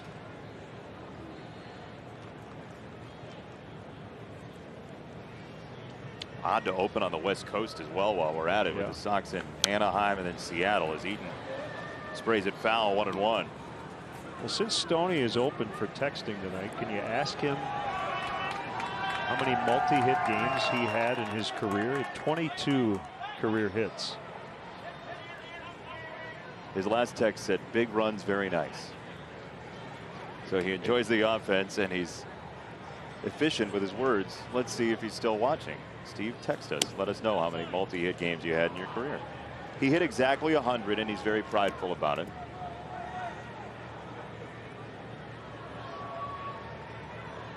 Tell you what, again, 1 game, but this result so far is exactly what we needed to see from the White Sox after a rough go yesterday and Sunday with the injury to Robert. And frankly, I'm tired of seeing Rick Hahn on Zoom telling us about people missing 12 to 16 weeks. Yeah, it's been a little too prevalent here, going back to spring training with the Eloy injury. But in a weird way, because the White Sox went through that, I suppose in a strange way, you know, the Luis one, they just say, well, here we go again, right? And I think where I go is I feel bad for the player. Oh yeah. You know, yes, this is a devastating blow to the team, but I think the number one thing you think about is, you think about Eloy Jimenez, Luis Robert, Adam Engel. They haven't been able to be a part of this thing right now. And that's I think a mental challenge for all those guys as they try to get back at some point this year. Adam knew it right there. That's that running sinker again for Romano, and 2 down. We asked for your postcards from Cincinnati. Hashtag postcards from Cincinnati. Where are your pictures? There they are. It's from today. Billy Hamilton in the background. Adam Engel. Here's hoping TA earns some spaghetti. Loves some good pasta. Tim Anderson jersey there. AJ Early.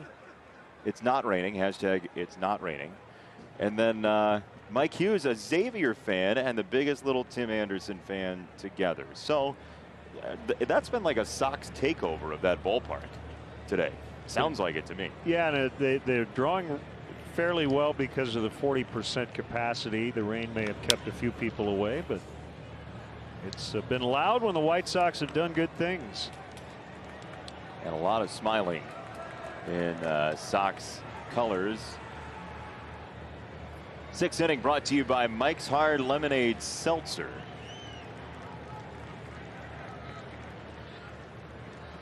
Andrew Vaughn, a run, an RBI, and a hit tonight. Talking about the drive to Cincinnati.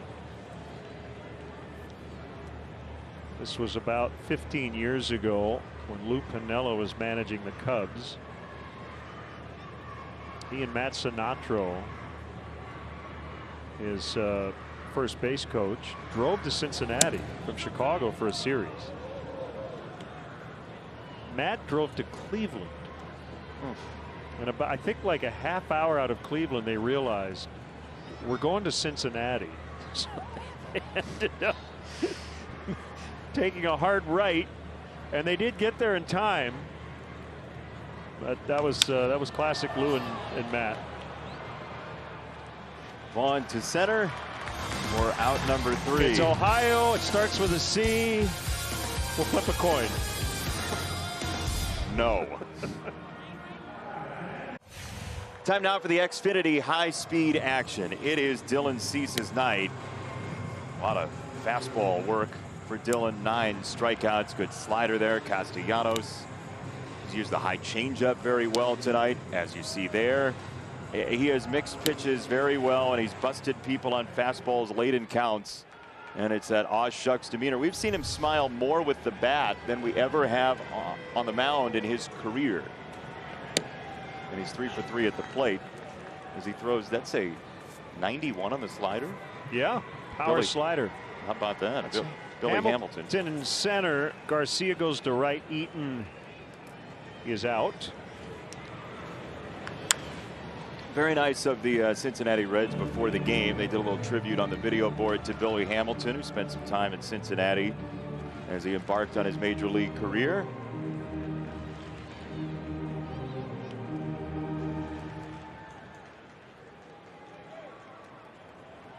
Tony La Russa has been an avid fan of Billy Hamilton late in games when the Sox are leading to use him as a defensive replacement.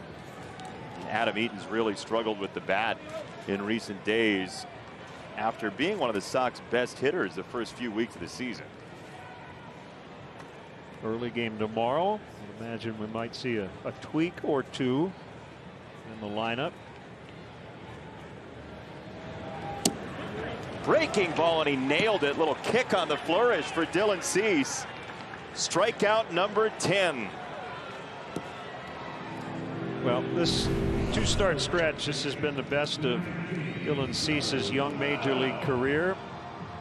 Just got command of everything. He's a very competent man right now. And yeah, you like to strut when you have 10 strikeouts and 3 hits. I just like to see, knowing Dylan Cease and how analytical he is, him just sort of letting go and believing in the stuff.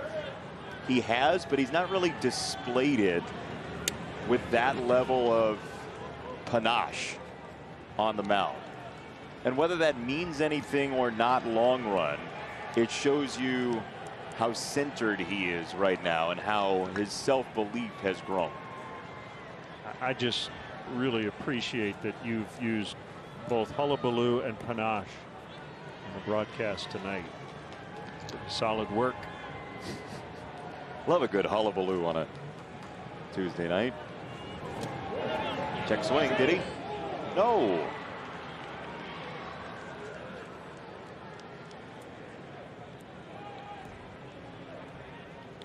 Joey Votto struck out on 3 last time up after a bouncing ball to first in the first. Recently hit his 300th major league home run.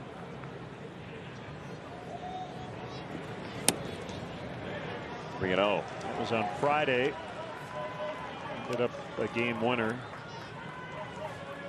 Third all time on the Reds list. Bench, Robinson, and Votto. He's 2 hits from the top 5. And he was walking to Covington, Kentucky on a 3-0 pitch.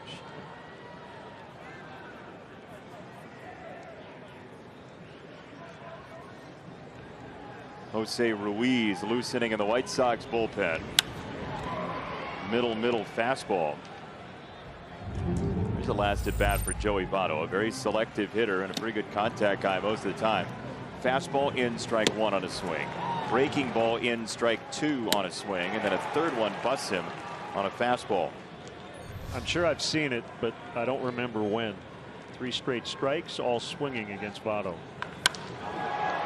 Fastball in, crushed but foul. So we were telling you about that story in The Athletic where they talked to a number of his former teammates. C. Trent does a great job covering the Reds. And Corey Dickerson said when he was in Cincinnati a couple years ago, he hung out with Joey Votto, and one of the books he had on his coffee table was How to Survive in the Wild. And Dickerson said, "What's up with the book?" And he said, "Hey, you never know." Strike three, changeup for Dylan Cease. And this is mastery from the Sox young right-hander. 11 strikeouts, ties a career high. 5 in a row, and 4 of those 5 have been looking.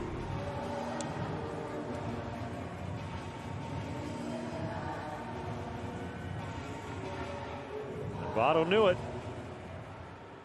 Little tip of the cap.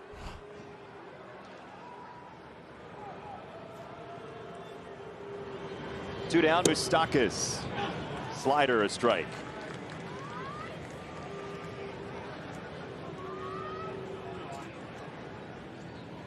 Should point out that 8 on the right sleeve of the Reds jersey in honor of the late Hall of Famer Joe Morgan. We saw his name on the wall in the left field corner. One of so many we've lost over the past year. I mean, obviously with COVID-19 across America, but it just feels like sports heroes, especially in baseball. We've lost so many of them. As that's chopped back to Cease. A boomerang for Dylan, and we will see. He's through 6. He's scheduled up 3rd. Will he hit for himself? Of course he will. By the Illinois Department of Transportation. Sox by 8. Dylan Cease 3 for 3 at the plate. And now for the 7th. Here's Len Casper. All right. Thanks, Jason. Ethan Katz chatting with Dylan. You know, it looks like he's done. I said, of course he's going to hit, but I'm not so sure he will. We'll find out.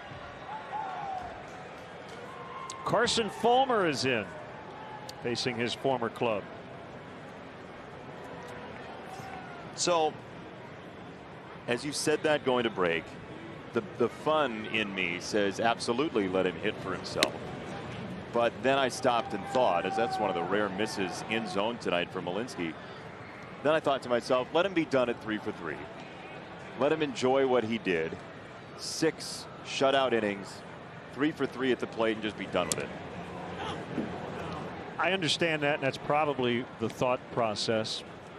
But as a fan, I want to see him bat again. I think we just learned how you and I would differ at the blackjack table. I put the chips in my pocket. I'm that way too. Good changeup from Fulmer. Kyle Farmer is in for Votto at first base. Fulmer and Farmer into the game. Here it is. Fastball high.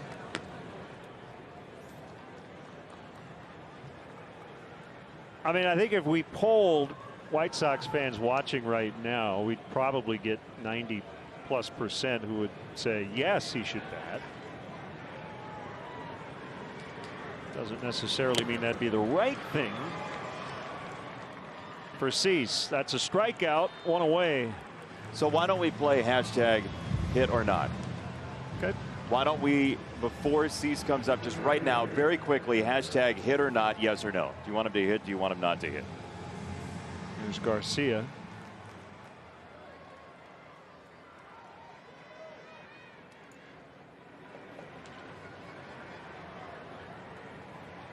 What do you think most people are going to say? Yes. They're going to say yes. So I mostly agree, but I also think there's a piece of, there's Mercedes, so there's your answer. Yeah. Thanks, Andrew. Andrew Blaustein's not big on drama, evidently. He doesn't like hit or not. It was obvious looking at Dylan. They were all high-fiving him. Will you just let me bury the director, please? You do whatever you got to do. Over here. No, I think that's probably the right call, but I still would love to see it. Ooh, I got a couple people saying not. The people who are saying no are saying it with exclamation marks. They really like the security of 3 for 3. Okay. A lot of people saying yes. It's a great conversation to have, isn't it?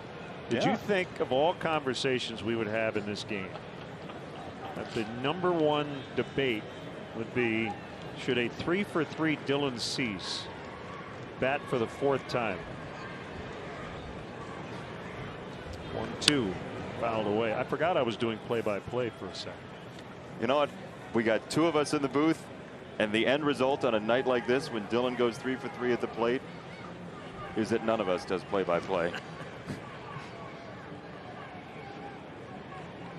Now for the 8th, here's Joe Grube.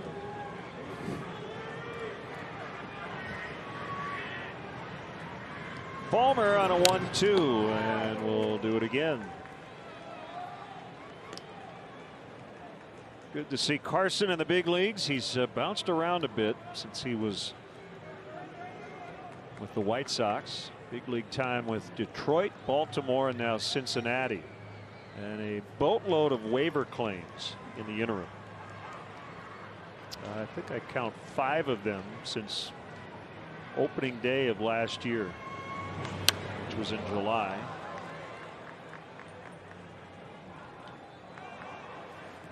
Carson was always so good in pockets. He'd come out, there'd be a clean inning, next inning couple of walks, and he wore the frustration on his face. He is a very well-liked guy in the clubhouse.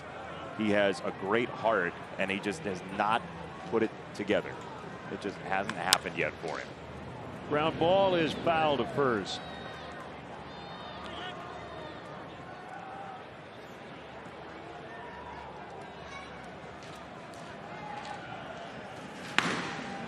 So Ruiz cranks it up.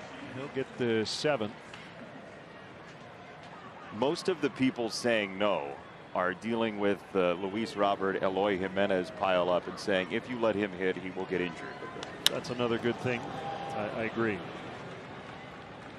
don't want to get greedy, right? But this was so fun, Len. First pitch swing, infield knock. This is my favorite. Show bunt. Bang! Oh. Double. 2 pitches, 2 hits.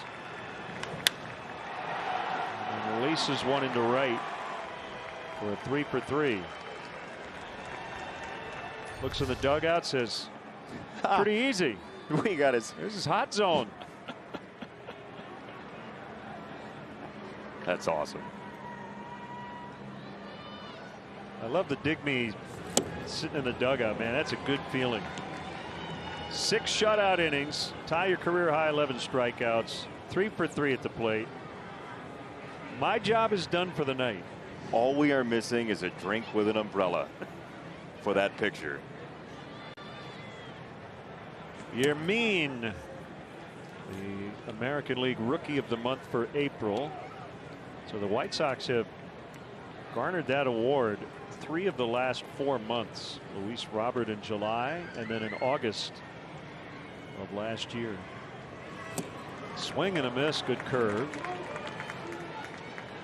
Whoever thought we would be discussing whether or not you want your mean Mercedes to hit for Dylan Cease?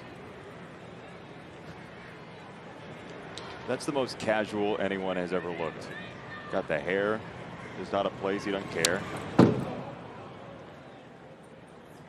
Hey, if you think the South Side is proud of your mean Mercedes, wait until you hear from his dad. Telemundo Chicago's Hector Lozano sat down with the father-son duo to talk about Yermin's remarkable start to the 2021 season. Use the QR code on your screen or subscribe to the Telemundo Chicago channel on Roku.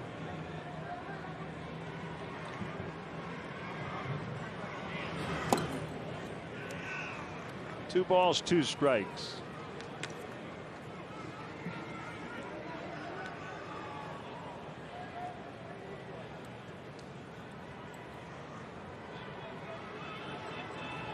Sox grabbed the lead in the second on the Abreu homer.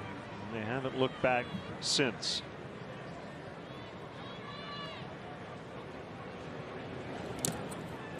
Changeup. 3-2. Don't you want one of those malts on the screen behind the behind home plate? They shouldn't put large food behind the plate. Yeah. I'm more of a shake than a malt guy, but I wouldn't be too picky. Really? Yep. You're not old school like that?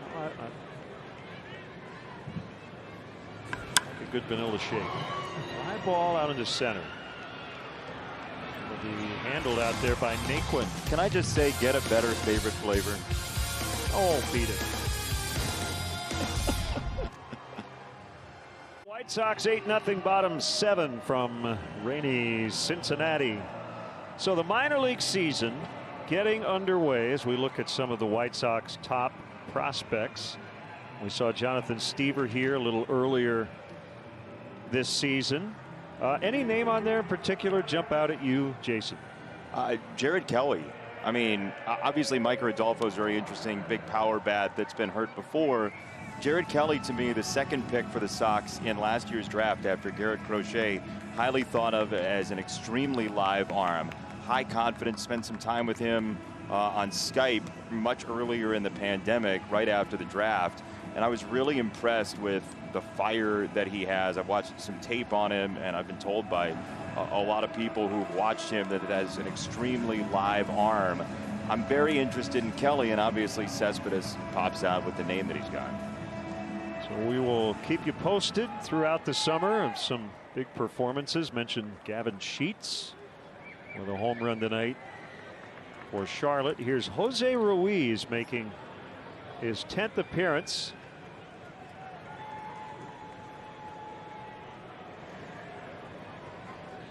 The Reds have 1 hit. Suarez takes a fastball for a strike. That was a Barnhart single in the 5th off Cease. That's it.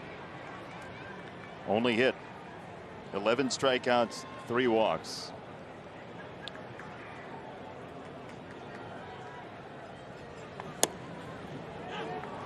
You mentioned the home run for Gavin Sheets. Matt Reynolds has gone deep as well. We saw him some in spring training for Charlotte tonight. And Blake Rutherford has his first home run on minor league opening day as well. New battery for the Sox. Zach Collins is catching.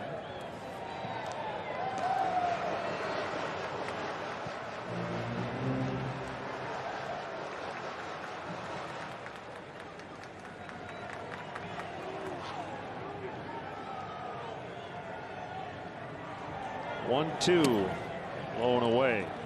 I'm not being an alarmist here.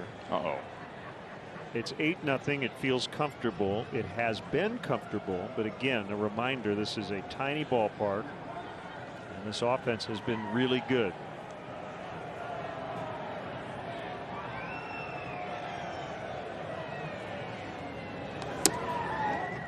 It's not Coors Field, but it is one of those, you know, until you get that final out, you're just never quite comfortable.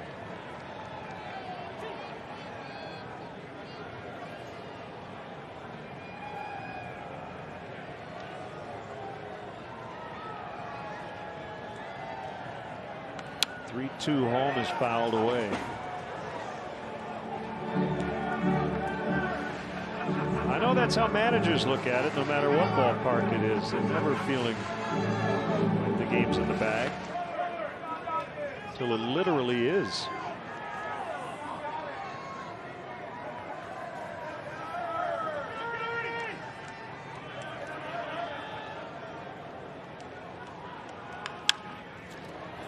Chop to Anderson out on the outfield grass. He got him. Today's game is brought to you by Marquette Bank. Since 1945, Marquette Bank has worked to improve the lives of neighbors, families, and business owners. They're a modern neighborhood bank with online banking, mobile banking, and digital home financing. Better than that, and what could be, they're a bank that cares about your success in our communities. Discover neighborhood banking that feels good for lo these many years at emarquettebank.com. One out. Here's Naquin. We'll see if he's still watching. Another ground ball, backhanded Madrigal. I got to do this one too. I'll Withers, do it. what are you doing to me? The MLB Ballpark app gives you the best experience at Guaranteed Rate Field. Buy and manage game tickets. Order your favorite food and beverages. Access exclusive content and much more. Download the MLB Ballpark app today. I miss going to all the ballparks, and I hope we're traveling again soon. We are here to bring you baseball however we can bring it to you, and our technical people have done a marvelous job getting you baseball, but I would do anything for Skyline Chili tonight. Yep, it's coming hopefully sooner than later. That is a hot take, by the way, in the truck. I love Skyline Chili.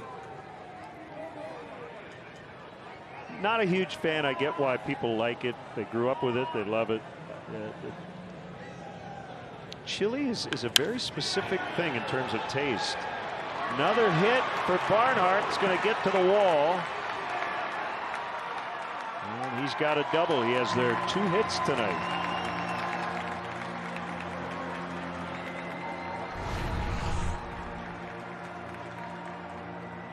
Well, he piped him a fastball, and you're up 8-0. You might as well pipe him a fastball and see if he can do something with it. But so this is what I miss about going to baseball stadiums. I was talking to you about the trip that my friends and I went on to see the Sox in Cincinnati. And it's amazing what becomes a running gag with your friends. But every once in a while, our group chat will, at that point, Skyline Chili was doing an ad campaign to the tune of My Girl. And it was, I got Skyline on a cloudy day. And my friends Adam, Jonathan, and Bill every once in a while will text the group chat about Sox stuff in game with references to I got Skyline on a cloudy day. So yes, the quirks of every ballpark. It's worth going to see all of them. You were talking about ticking off states. You got to go see all the ballparks. I've been to all of them, the current ones, except for Arlington Globe Life Field, which opened last year. Swing and a miss by India. There you go. Now, wouldn't the hashtag guy, shouldn't he be on the other side? Hashtag guy's totally lost. Get the hashtag a compass. Blew it right past him. And if you mentioned this already, I apologize, but also want to give a shout out to Jake Berger, who was in the lineup tonight for Charlotte, playing third base, batting third. He went 0 for 3 with a run scored, but you know, it's a big night for Berger, who's back in action. Great to see. Swing and a miss on a curveball. So we get Berger and Chili in this. We got a Chili burger. It was on my mind. 8-0 White Sox late. How do we have this?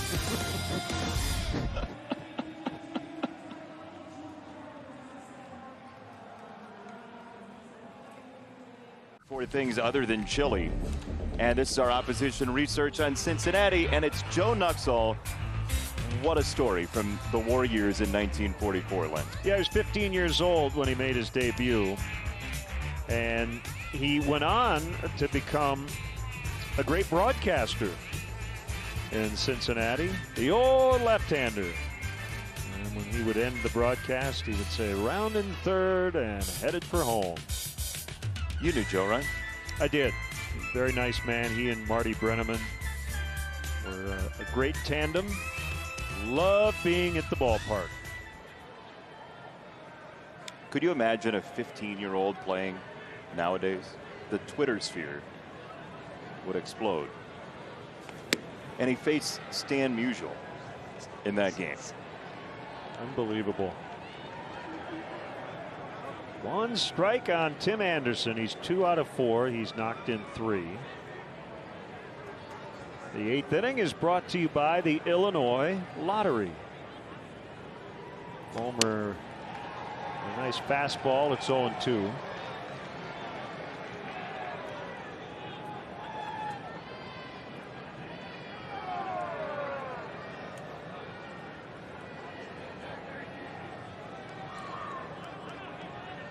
If you care, I do, Len.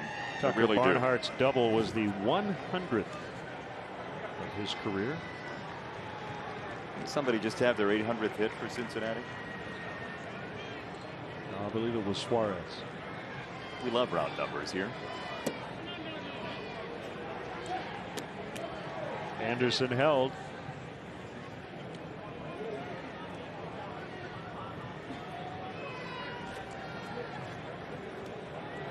They got their own lottery in the background there.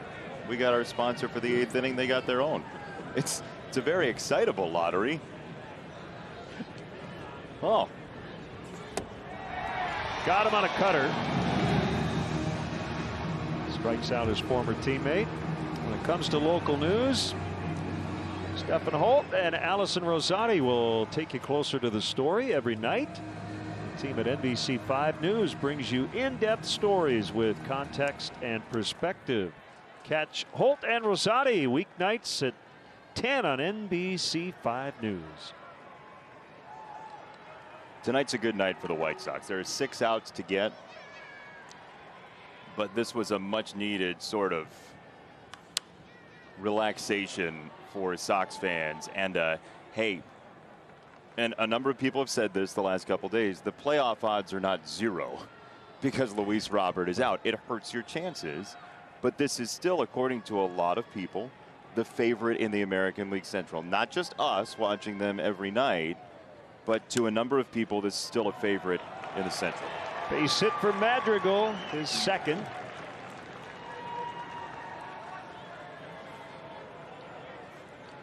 And the timing is interesting because it's May 4th, and we don't talk trades usually until you get into at least June.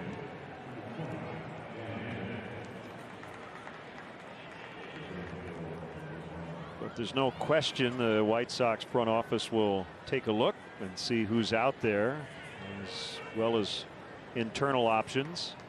Danny Mendick replaced Robert on the roster. He'll bat for Moncada here in the 8th inning. It's his 3rd stint already with the big league club. And he takes high for ball 1.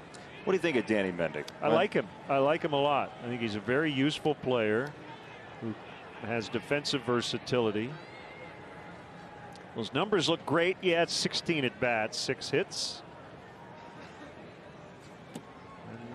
Really hasn't played a lot at this level. This is only his 58th major league game, but watching him in spring training and just how he goes about his work, he looks like he's been here longer than he has.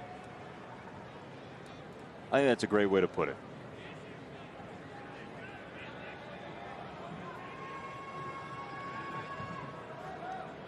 Two and 0 on him.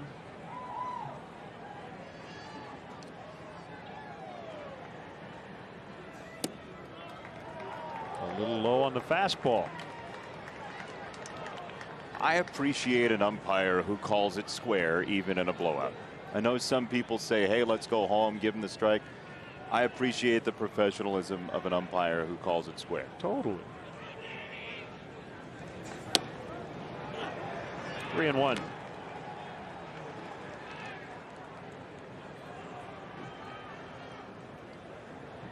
Don't have an official attendance just yet, but that's a Star Wars night deal, I think. Yes, the May the 4th be with you. Right? In the dirt, he walked him. You said it and not me. I did. And considering our pregame conversation, the odds makers just took a beating. Sox fans, we have a variety of unique private areas for groups of all sizes that are perfect for your next trip to the ballpark.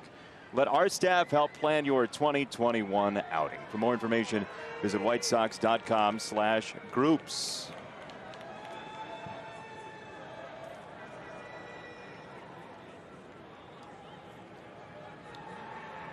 So 2 on with 1 away for Abreu. Go ahead homer in the second, sac fly in the fourth.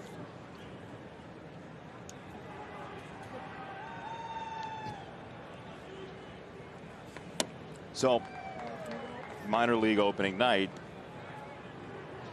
happens on May 4th. It's one of the biggest nights in minor league promotions because they really play up the Star Wars thing. May the 4th be with you. And I was in Buffalo with AAA Syracuse a couple years ago. Had a rain delay, and they had warned us it is a big day. And there are a lot of people who dress up big time. But during the rain delays, sometimes in the minors, you go downstairs for food. And Kevin Brown, who's now with the Orioles, and I go downstairs, and we're walking the concourse, and it was like we were in a lightsaber fight. We were pushing through Princess Leia and Yoda. I mean, it was an amazing display of dedication for people in line for popcorn and ice cream that looked like they came from a Star Wars set. Wow. Ballpark packed? Packed. Post-game pyrotechnics. Like, post-game, I want to say they had like a staged fight. Like they paid people who were professional lightsaber fighters to come and put on a show. Jammed. Like, get out right after the final out and forget your post-game show. Run to the car. Save yourself the 2 hours of traffic in Buffalo. Swing and a miss, 2-2. That's what you missed in the minors, Len Casper. That's what you didn't get to experience in the minors. So Buffalo and Sabres. Oh, look at you. Thought you might make the connection, but I had to. I'm a little slower tonight. It was the coffee. 2 balls, 2 strikes. You wanted the decaf, and we didn't have any. Yeah, clearly. That is going to get in there. Coming around is Madrigal. He's going to score. Mendick to third. It is a 9-0 White Sox lead.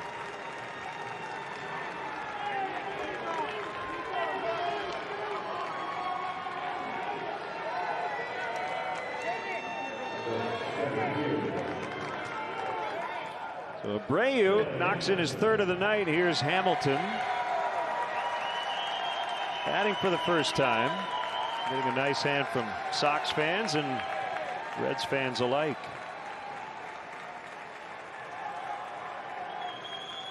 Six years in Cincinnati. 690 games. Well respected in Cincinnati. So the Billy Hamilton note that is just incredible is he's never led his league in stolen bases. However, swing and a miss. 2015, 2016, 2017. And this is his pregame ovation he got from the crowd here. He was leading the majors in stolen bases all 3 years when he suffered injuries in September and ended up finishing second all 3 times. So you don't see that bold ink on his baseball reference card. It's just because of an ill-timed injury late in the season.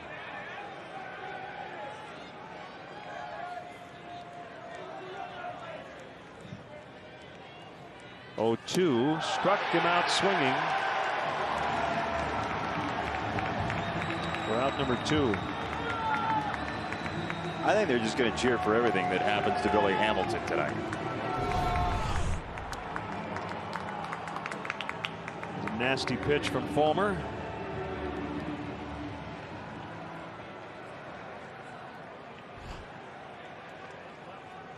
Now they put strikeout cancer on the board, which is always a great thing. I do believe they have a pizza promotion in Cincinnati. Reds strike out a certain amount of opposing hitters. So sometimes you'll hear like a lot of cheering and you're thinking, well, that strikeout feels maybe more important than we know. Like the Judd Bushler taco time sort of thing. Yes. With the Bulls. Cutter strike on Vaughn.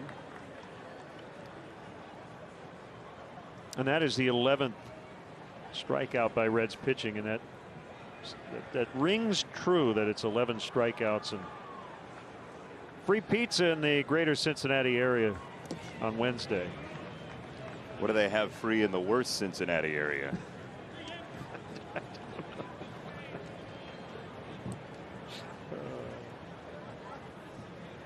Touche. I like Cincinnati a lot. Great Fun baseball city. town. Yeah.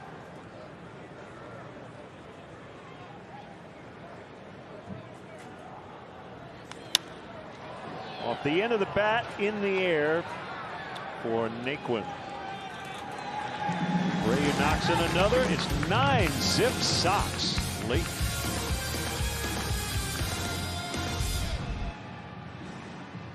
We're going to crown a monthly winner of our Sox Math video contest, then crown a champion at the end of the year. Here is our first winner based on a Twitter poll from the NBC White Sox What are you guys doing? page.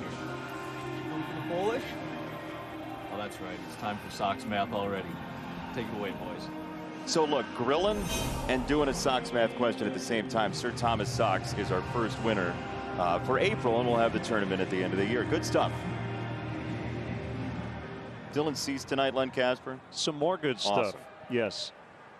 I'll give you an interesting note from stats here after Ruiz deals to Kyle Farmer, ball one. All right.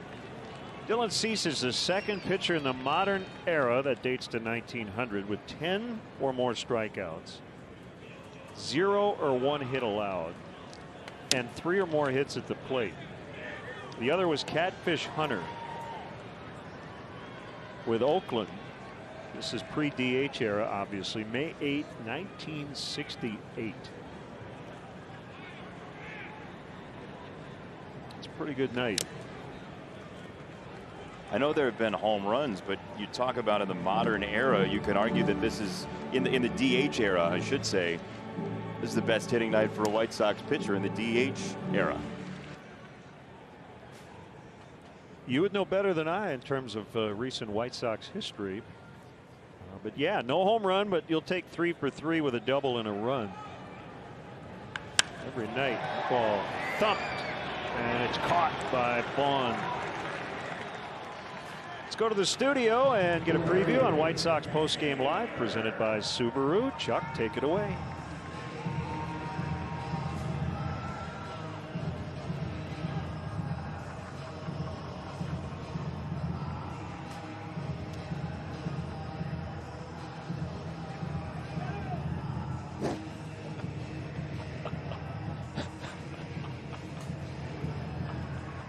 What do I love? I love the sports fans. I think the fans are great. I think it's a really nice city of people. I like the people. And I like the chili. So sue me. Hey.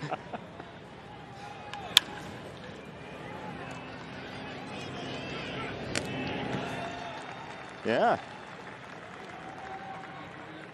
Hey,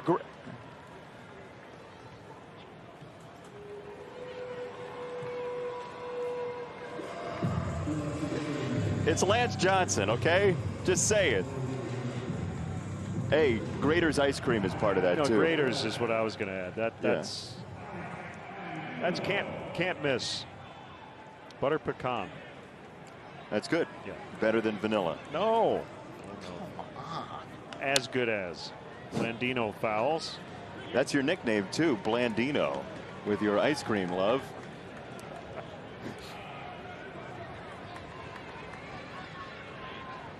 Nothing White Sox. 8th inning. Nice pivot. That's what you get when there are 2 play-by-play announcers. That's right. Pivot Just with the move best on of and them. give the score again. So what is your ice cream or malt or shake flavor? Grater's has a s'mores flavor. Top notch. There's like a raspberry chip they have going on too. I'm just busier when it comes to ice cream. You like the flatter flavors, and I appreciate that. I'll do almond gelato. Wow, careful. Don't get too exotic. Sea salt caramel. Okay, Yeah. that's 2 ingredients. That's new. Yeah. A simple man, Benetti.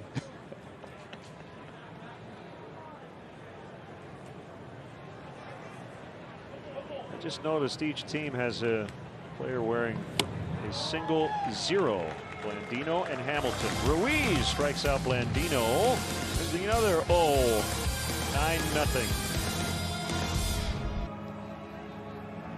Presented by Bob Lacurcio Auto Group.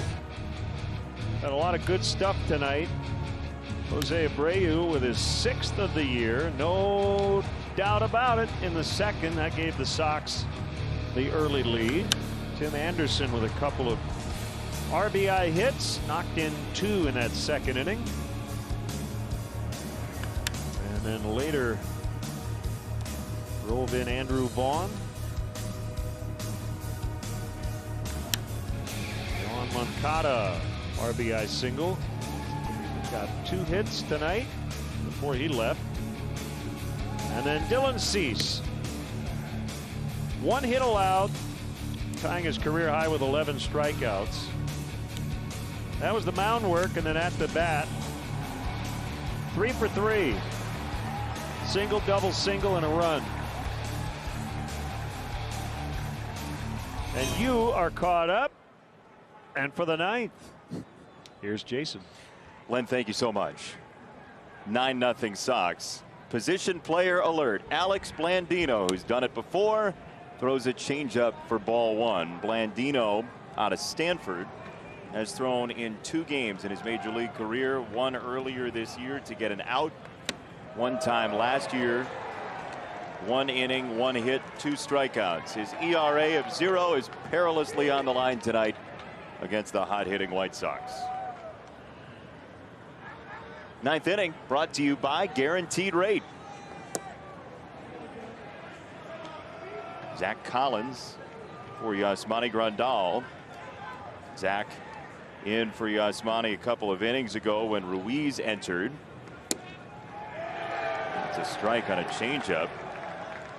2-2. So we have Dylan Cease going 3 for 3 at the plate and 6 scoreless. Then Blandino comes in late in the game, goes position player, then to pitcher. And that is slightly outside. Tried a curveball. This is becoming more common. Teams just don't want to use up bullpen in blowout situations, which you can understand. And the irony is bullpens are bigger than ever before. Ball 4 to Collins. Follow our Sox insider Vinny Duber at NBCSportsChicago.com. Presented by nationwide agent Jeff Vukovich. Get to enjoy knowing the Vuk as much as you do the jingle at JeffVuk.com. You want to do it? Because. Go ahead. Come on. You start, I'll follow. Nationwide is on your side. Oh, he harmonized because of Sonic 45 and whatnot. That'll be 2. Who's doing the play-by-play here? Oh, I forgot. You got into music mode. I did. I owe you and one. you went, and I love it. I owe you one. No, that's the smoothness of a booth with 2 play-by-play announcers. You just grooved right into it. You went Mike Love first, and then you called a double play. And now Jose Ruiz going to hit against Alex Blandino. My head is exploding right now. Is that right? Yeah, in a good way. Have a little vanilla ice cream. That'll do it a lot better. Strike 1.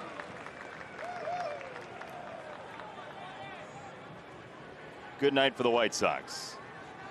Big innings in the 3rd. The 2nd with 3 runs. The 4th with 3 runs as well. As Ruiz got a little hitterish there. I was starting to get excited about a 3-inning save alert. Alas, Alex McRae is up in the bullpen.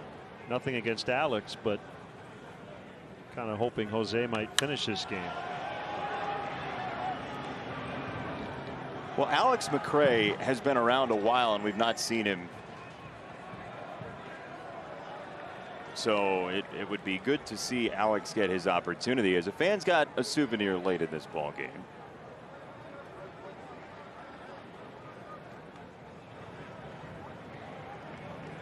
Oh, and 2 Blandino to Ruiz. Jose might be safe. No. This is why you hedge your bet. He was booking it down the line.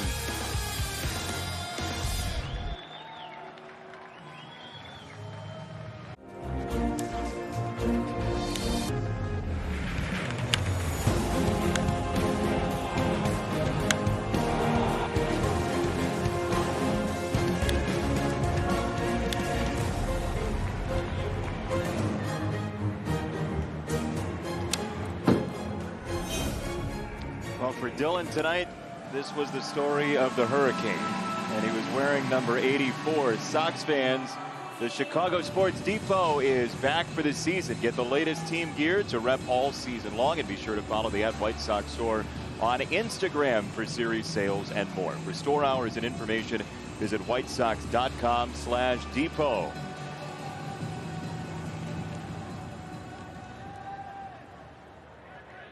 This is Tyler Stevenson. He came in to play first base in the top of the ninth.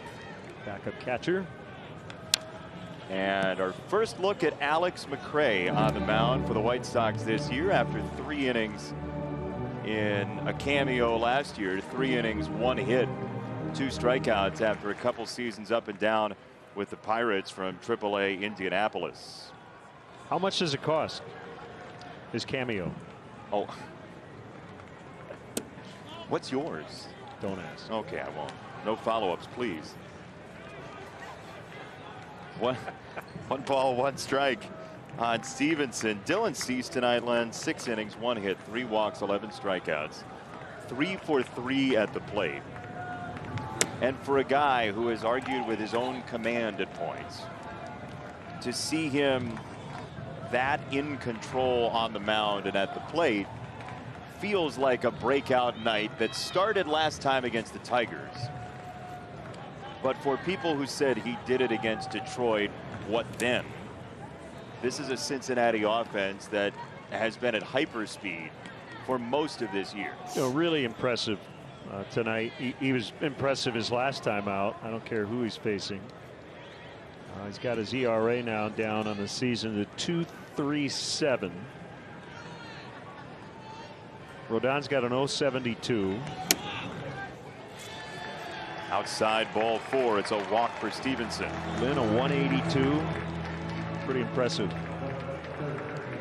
Hey, Sox fans, with Xfinity Mobile, you can save hundreds on the most reliable network nationwide. Your wireless, your rules only with Xfinity Mobile. Well, the Sox ended the month of April with a 3.11 ERA. Best since 2005 for starting pitchers, what they ended up with at the end of the month of April. Best for the starting rotation since 2005. And again, we didn't think this was going to be a pitching driven team in spring training. The lineup was cannon fire 1 through 9, but you end up with some less powerful spots in the lineup than you expected, and you need more from other people. What's really interesting is when you go 1 through 5 with the rotation, the top 2 guys have the highest ERA. So you would expect Keuchel and Lucas to be better. Lucas has lost his last 3 starts. Keuchel will pitch tomorrow with a 4.65 going in. But pitching has been the strength, and look, you have to say offense too when you're leading the American League in runs. That's a strength. Yeah, it just hasn't happened as the Sox, I think, expected. Right. I mean, you look at the numbers from last year and you expect one of the top teams in slugging percentage in baseball. The Sox have done it with substantially more patience than we saw in the entire last decade. High batting average, high on base. 13 hits tonight.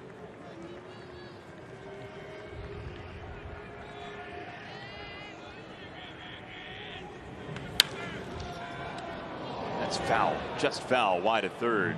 Dallas Keuchel last year in Cincinnati was coming off an injury. He had skipped a start. It was 13 days between starts. He went 4 innings, 4 hits, 3 walks, 7 strikeouts, and no runs allowed. So creating ground balls, it's an early start tomorrow, but we'll get you ready for the game and tell you that creating ground balls early would be the headline news for Dallas Keuchel a couple innings in if you're watching over brunch. As there's strike 3, McRae's first strikeout in 2021.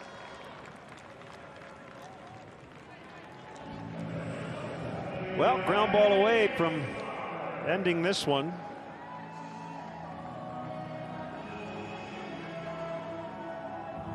And Suarez likes to try to hit the ball over the fence. We got to find out tomorrow what that song is that he's walking up to.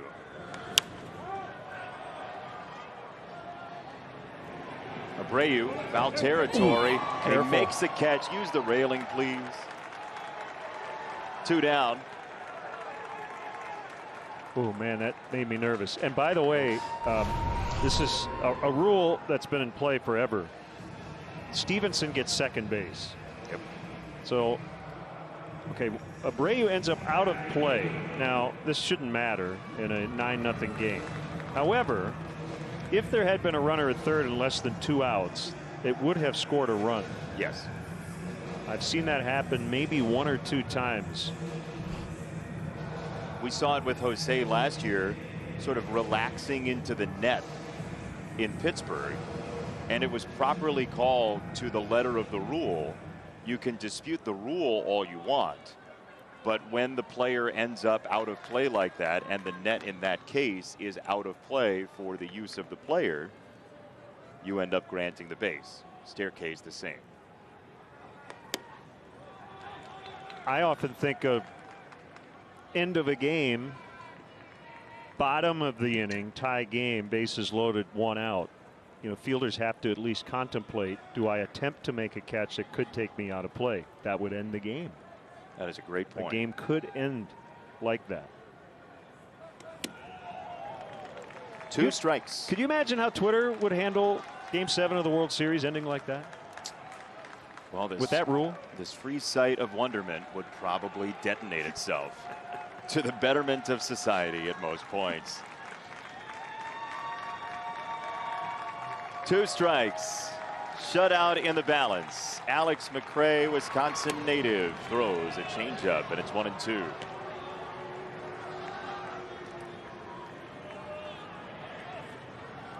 Yeah, tomorrow, you saw we're on the air early. Bring the waffle maker. 11:35, first pitch from Cincinnati. You looked at me when you said that. I did. That was a request, kindly. 1-2. On the ground, Tim Anderson. The Sox have shut out mighty Cincinnati's bats. And 9-0 the final score on Dylan Cease night at Great American Ballpark. Just what the doctor ordered after the bad news yesterday. Great offense, great pitching, defense no problem. And the White Sox go for the 2-game sweep tomorrow. And who knows, they could end up in a first-place tie, depending on how things go in Kansas City. And our upcoming schedule is presented by Volkswagen. And yes, first pitch tomorrow will be in the AM.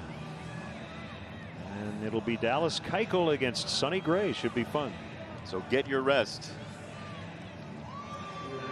It's been fun. It's been great. We'll do it again tomorrow, Jason. Sounds great. So for our producer, Chris Withers, our director, Andrew Blaustein, our associate producer, Sean Meehan, our stage manager, Joe Grube, our entire wonderful crew, thank you all for joining us.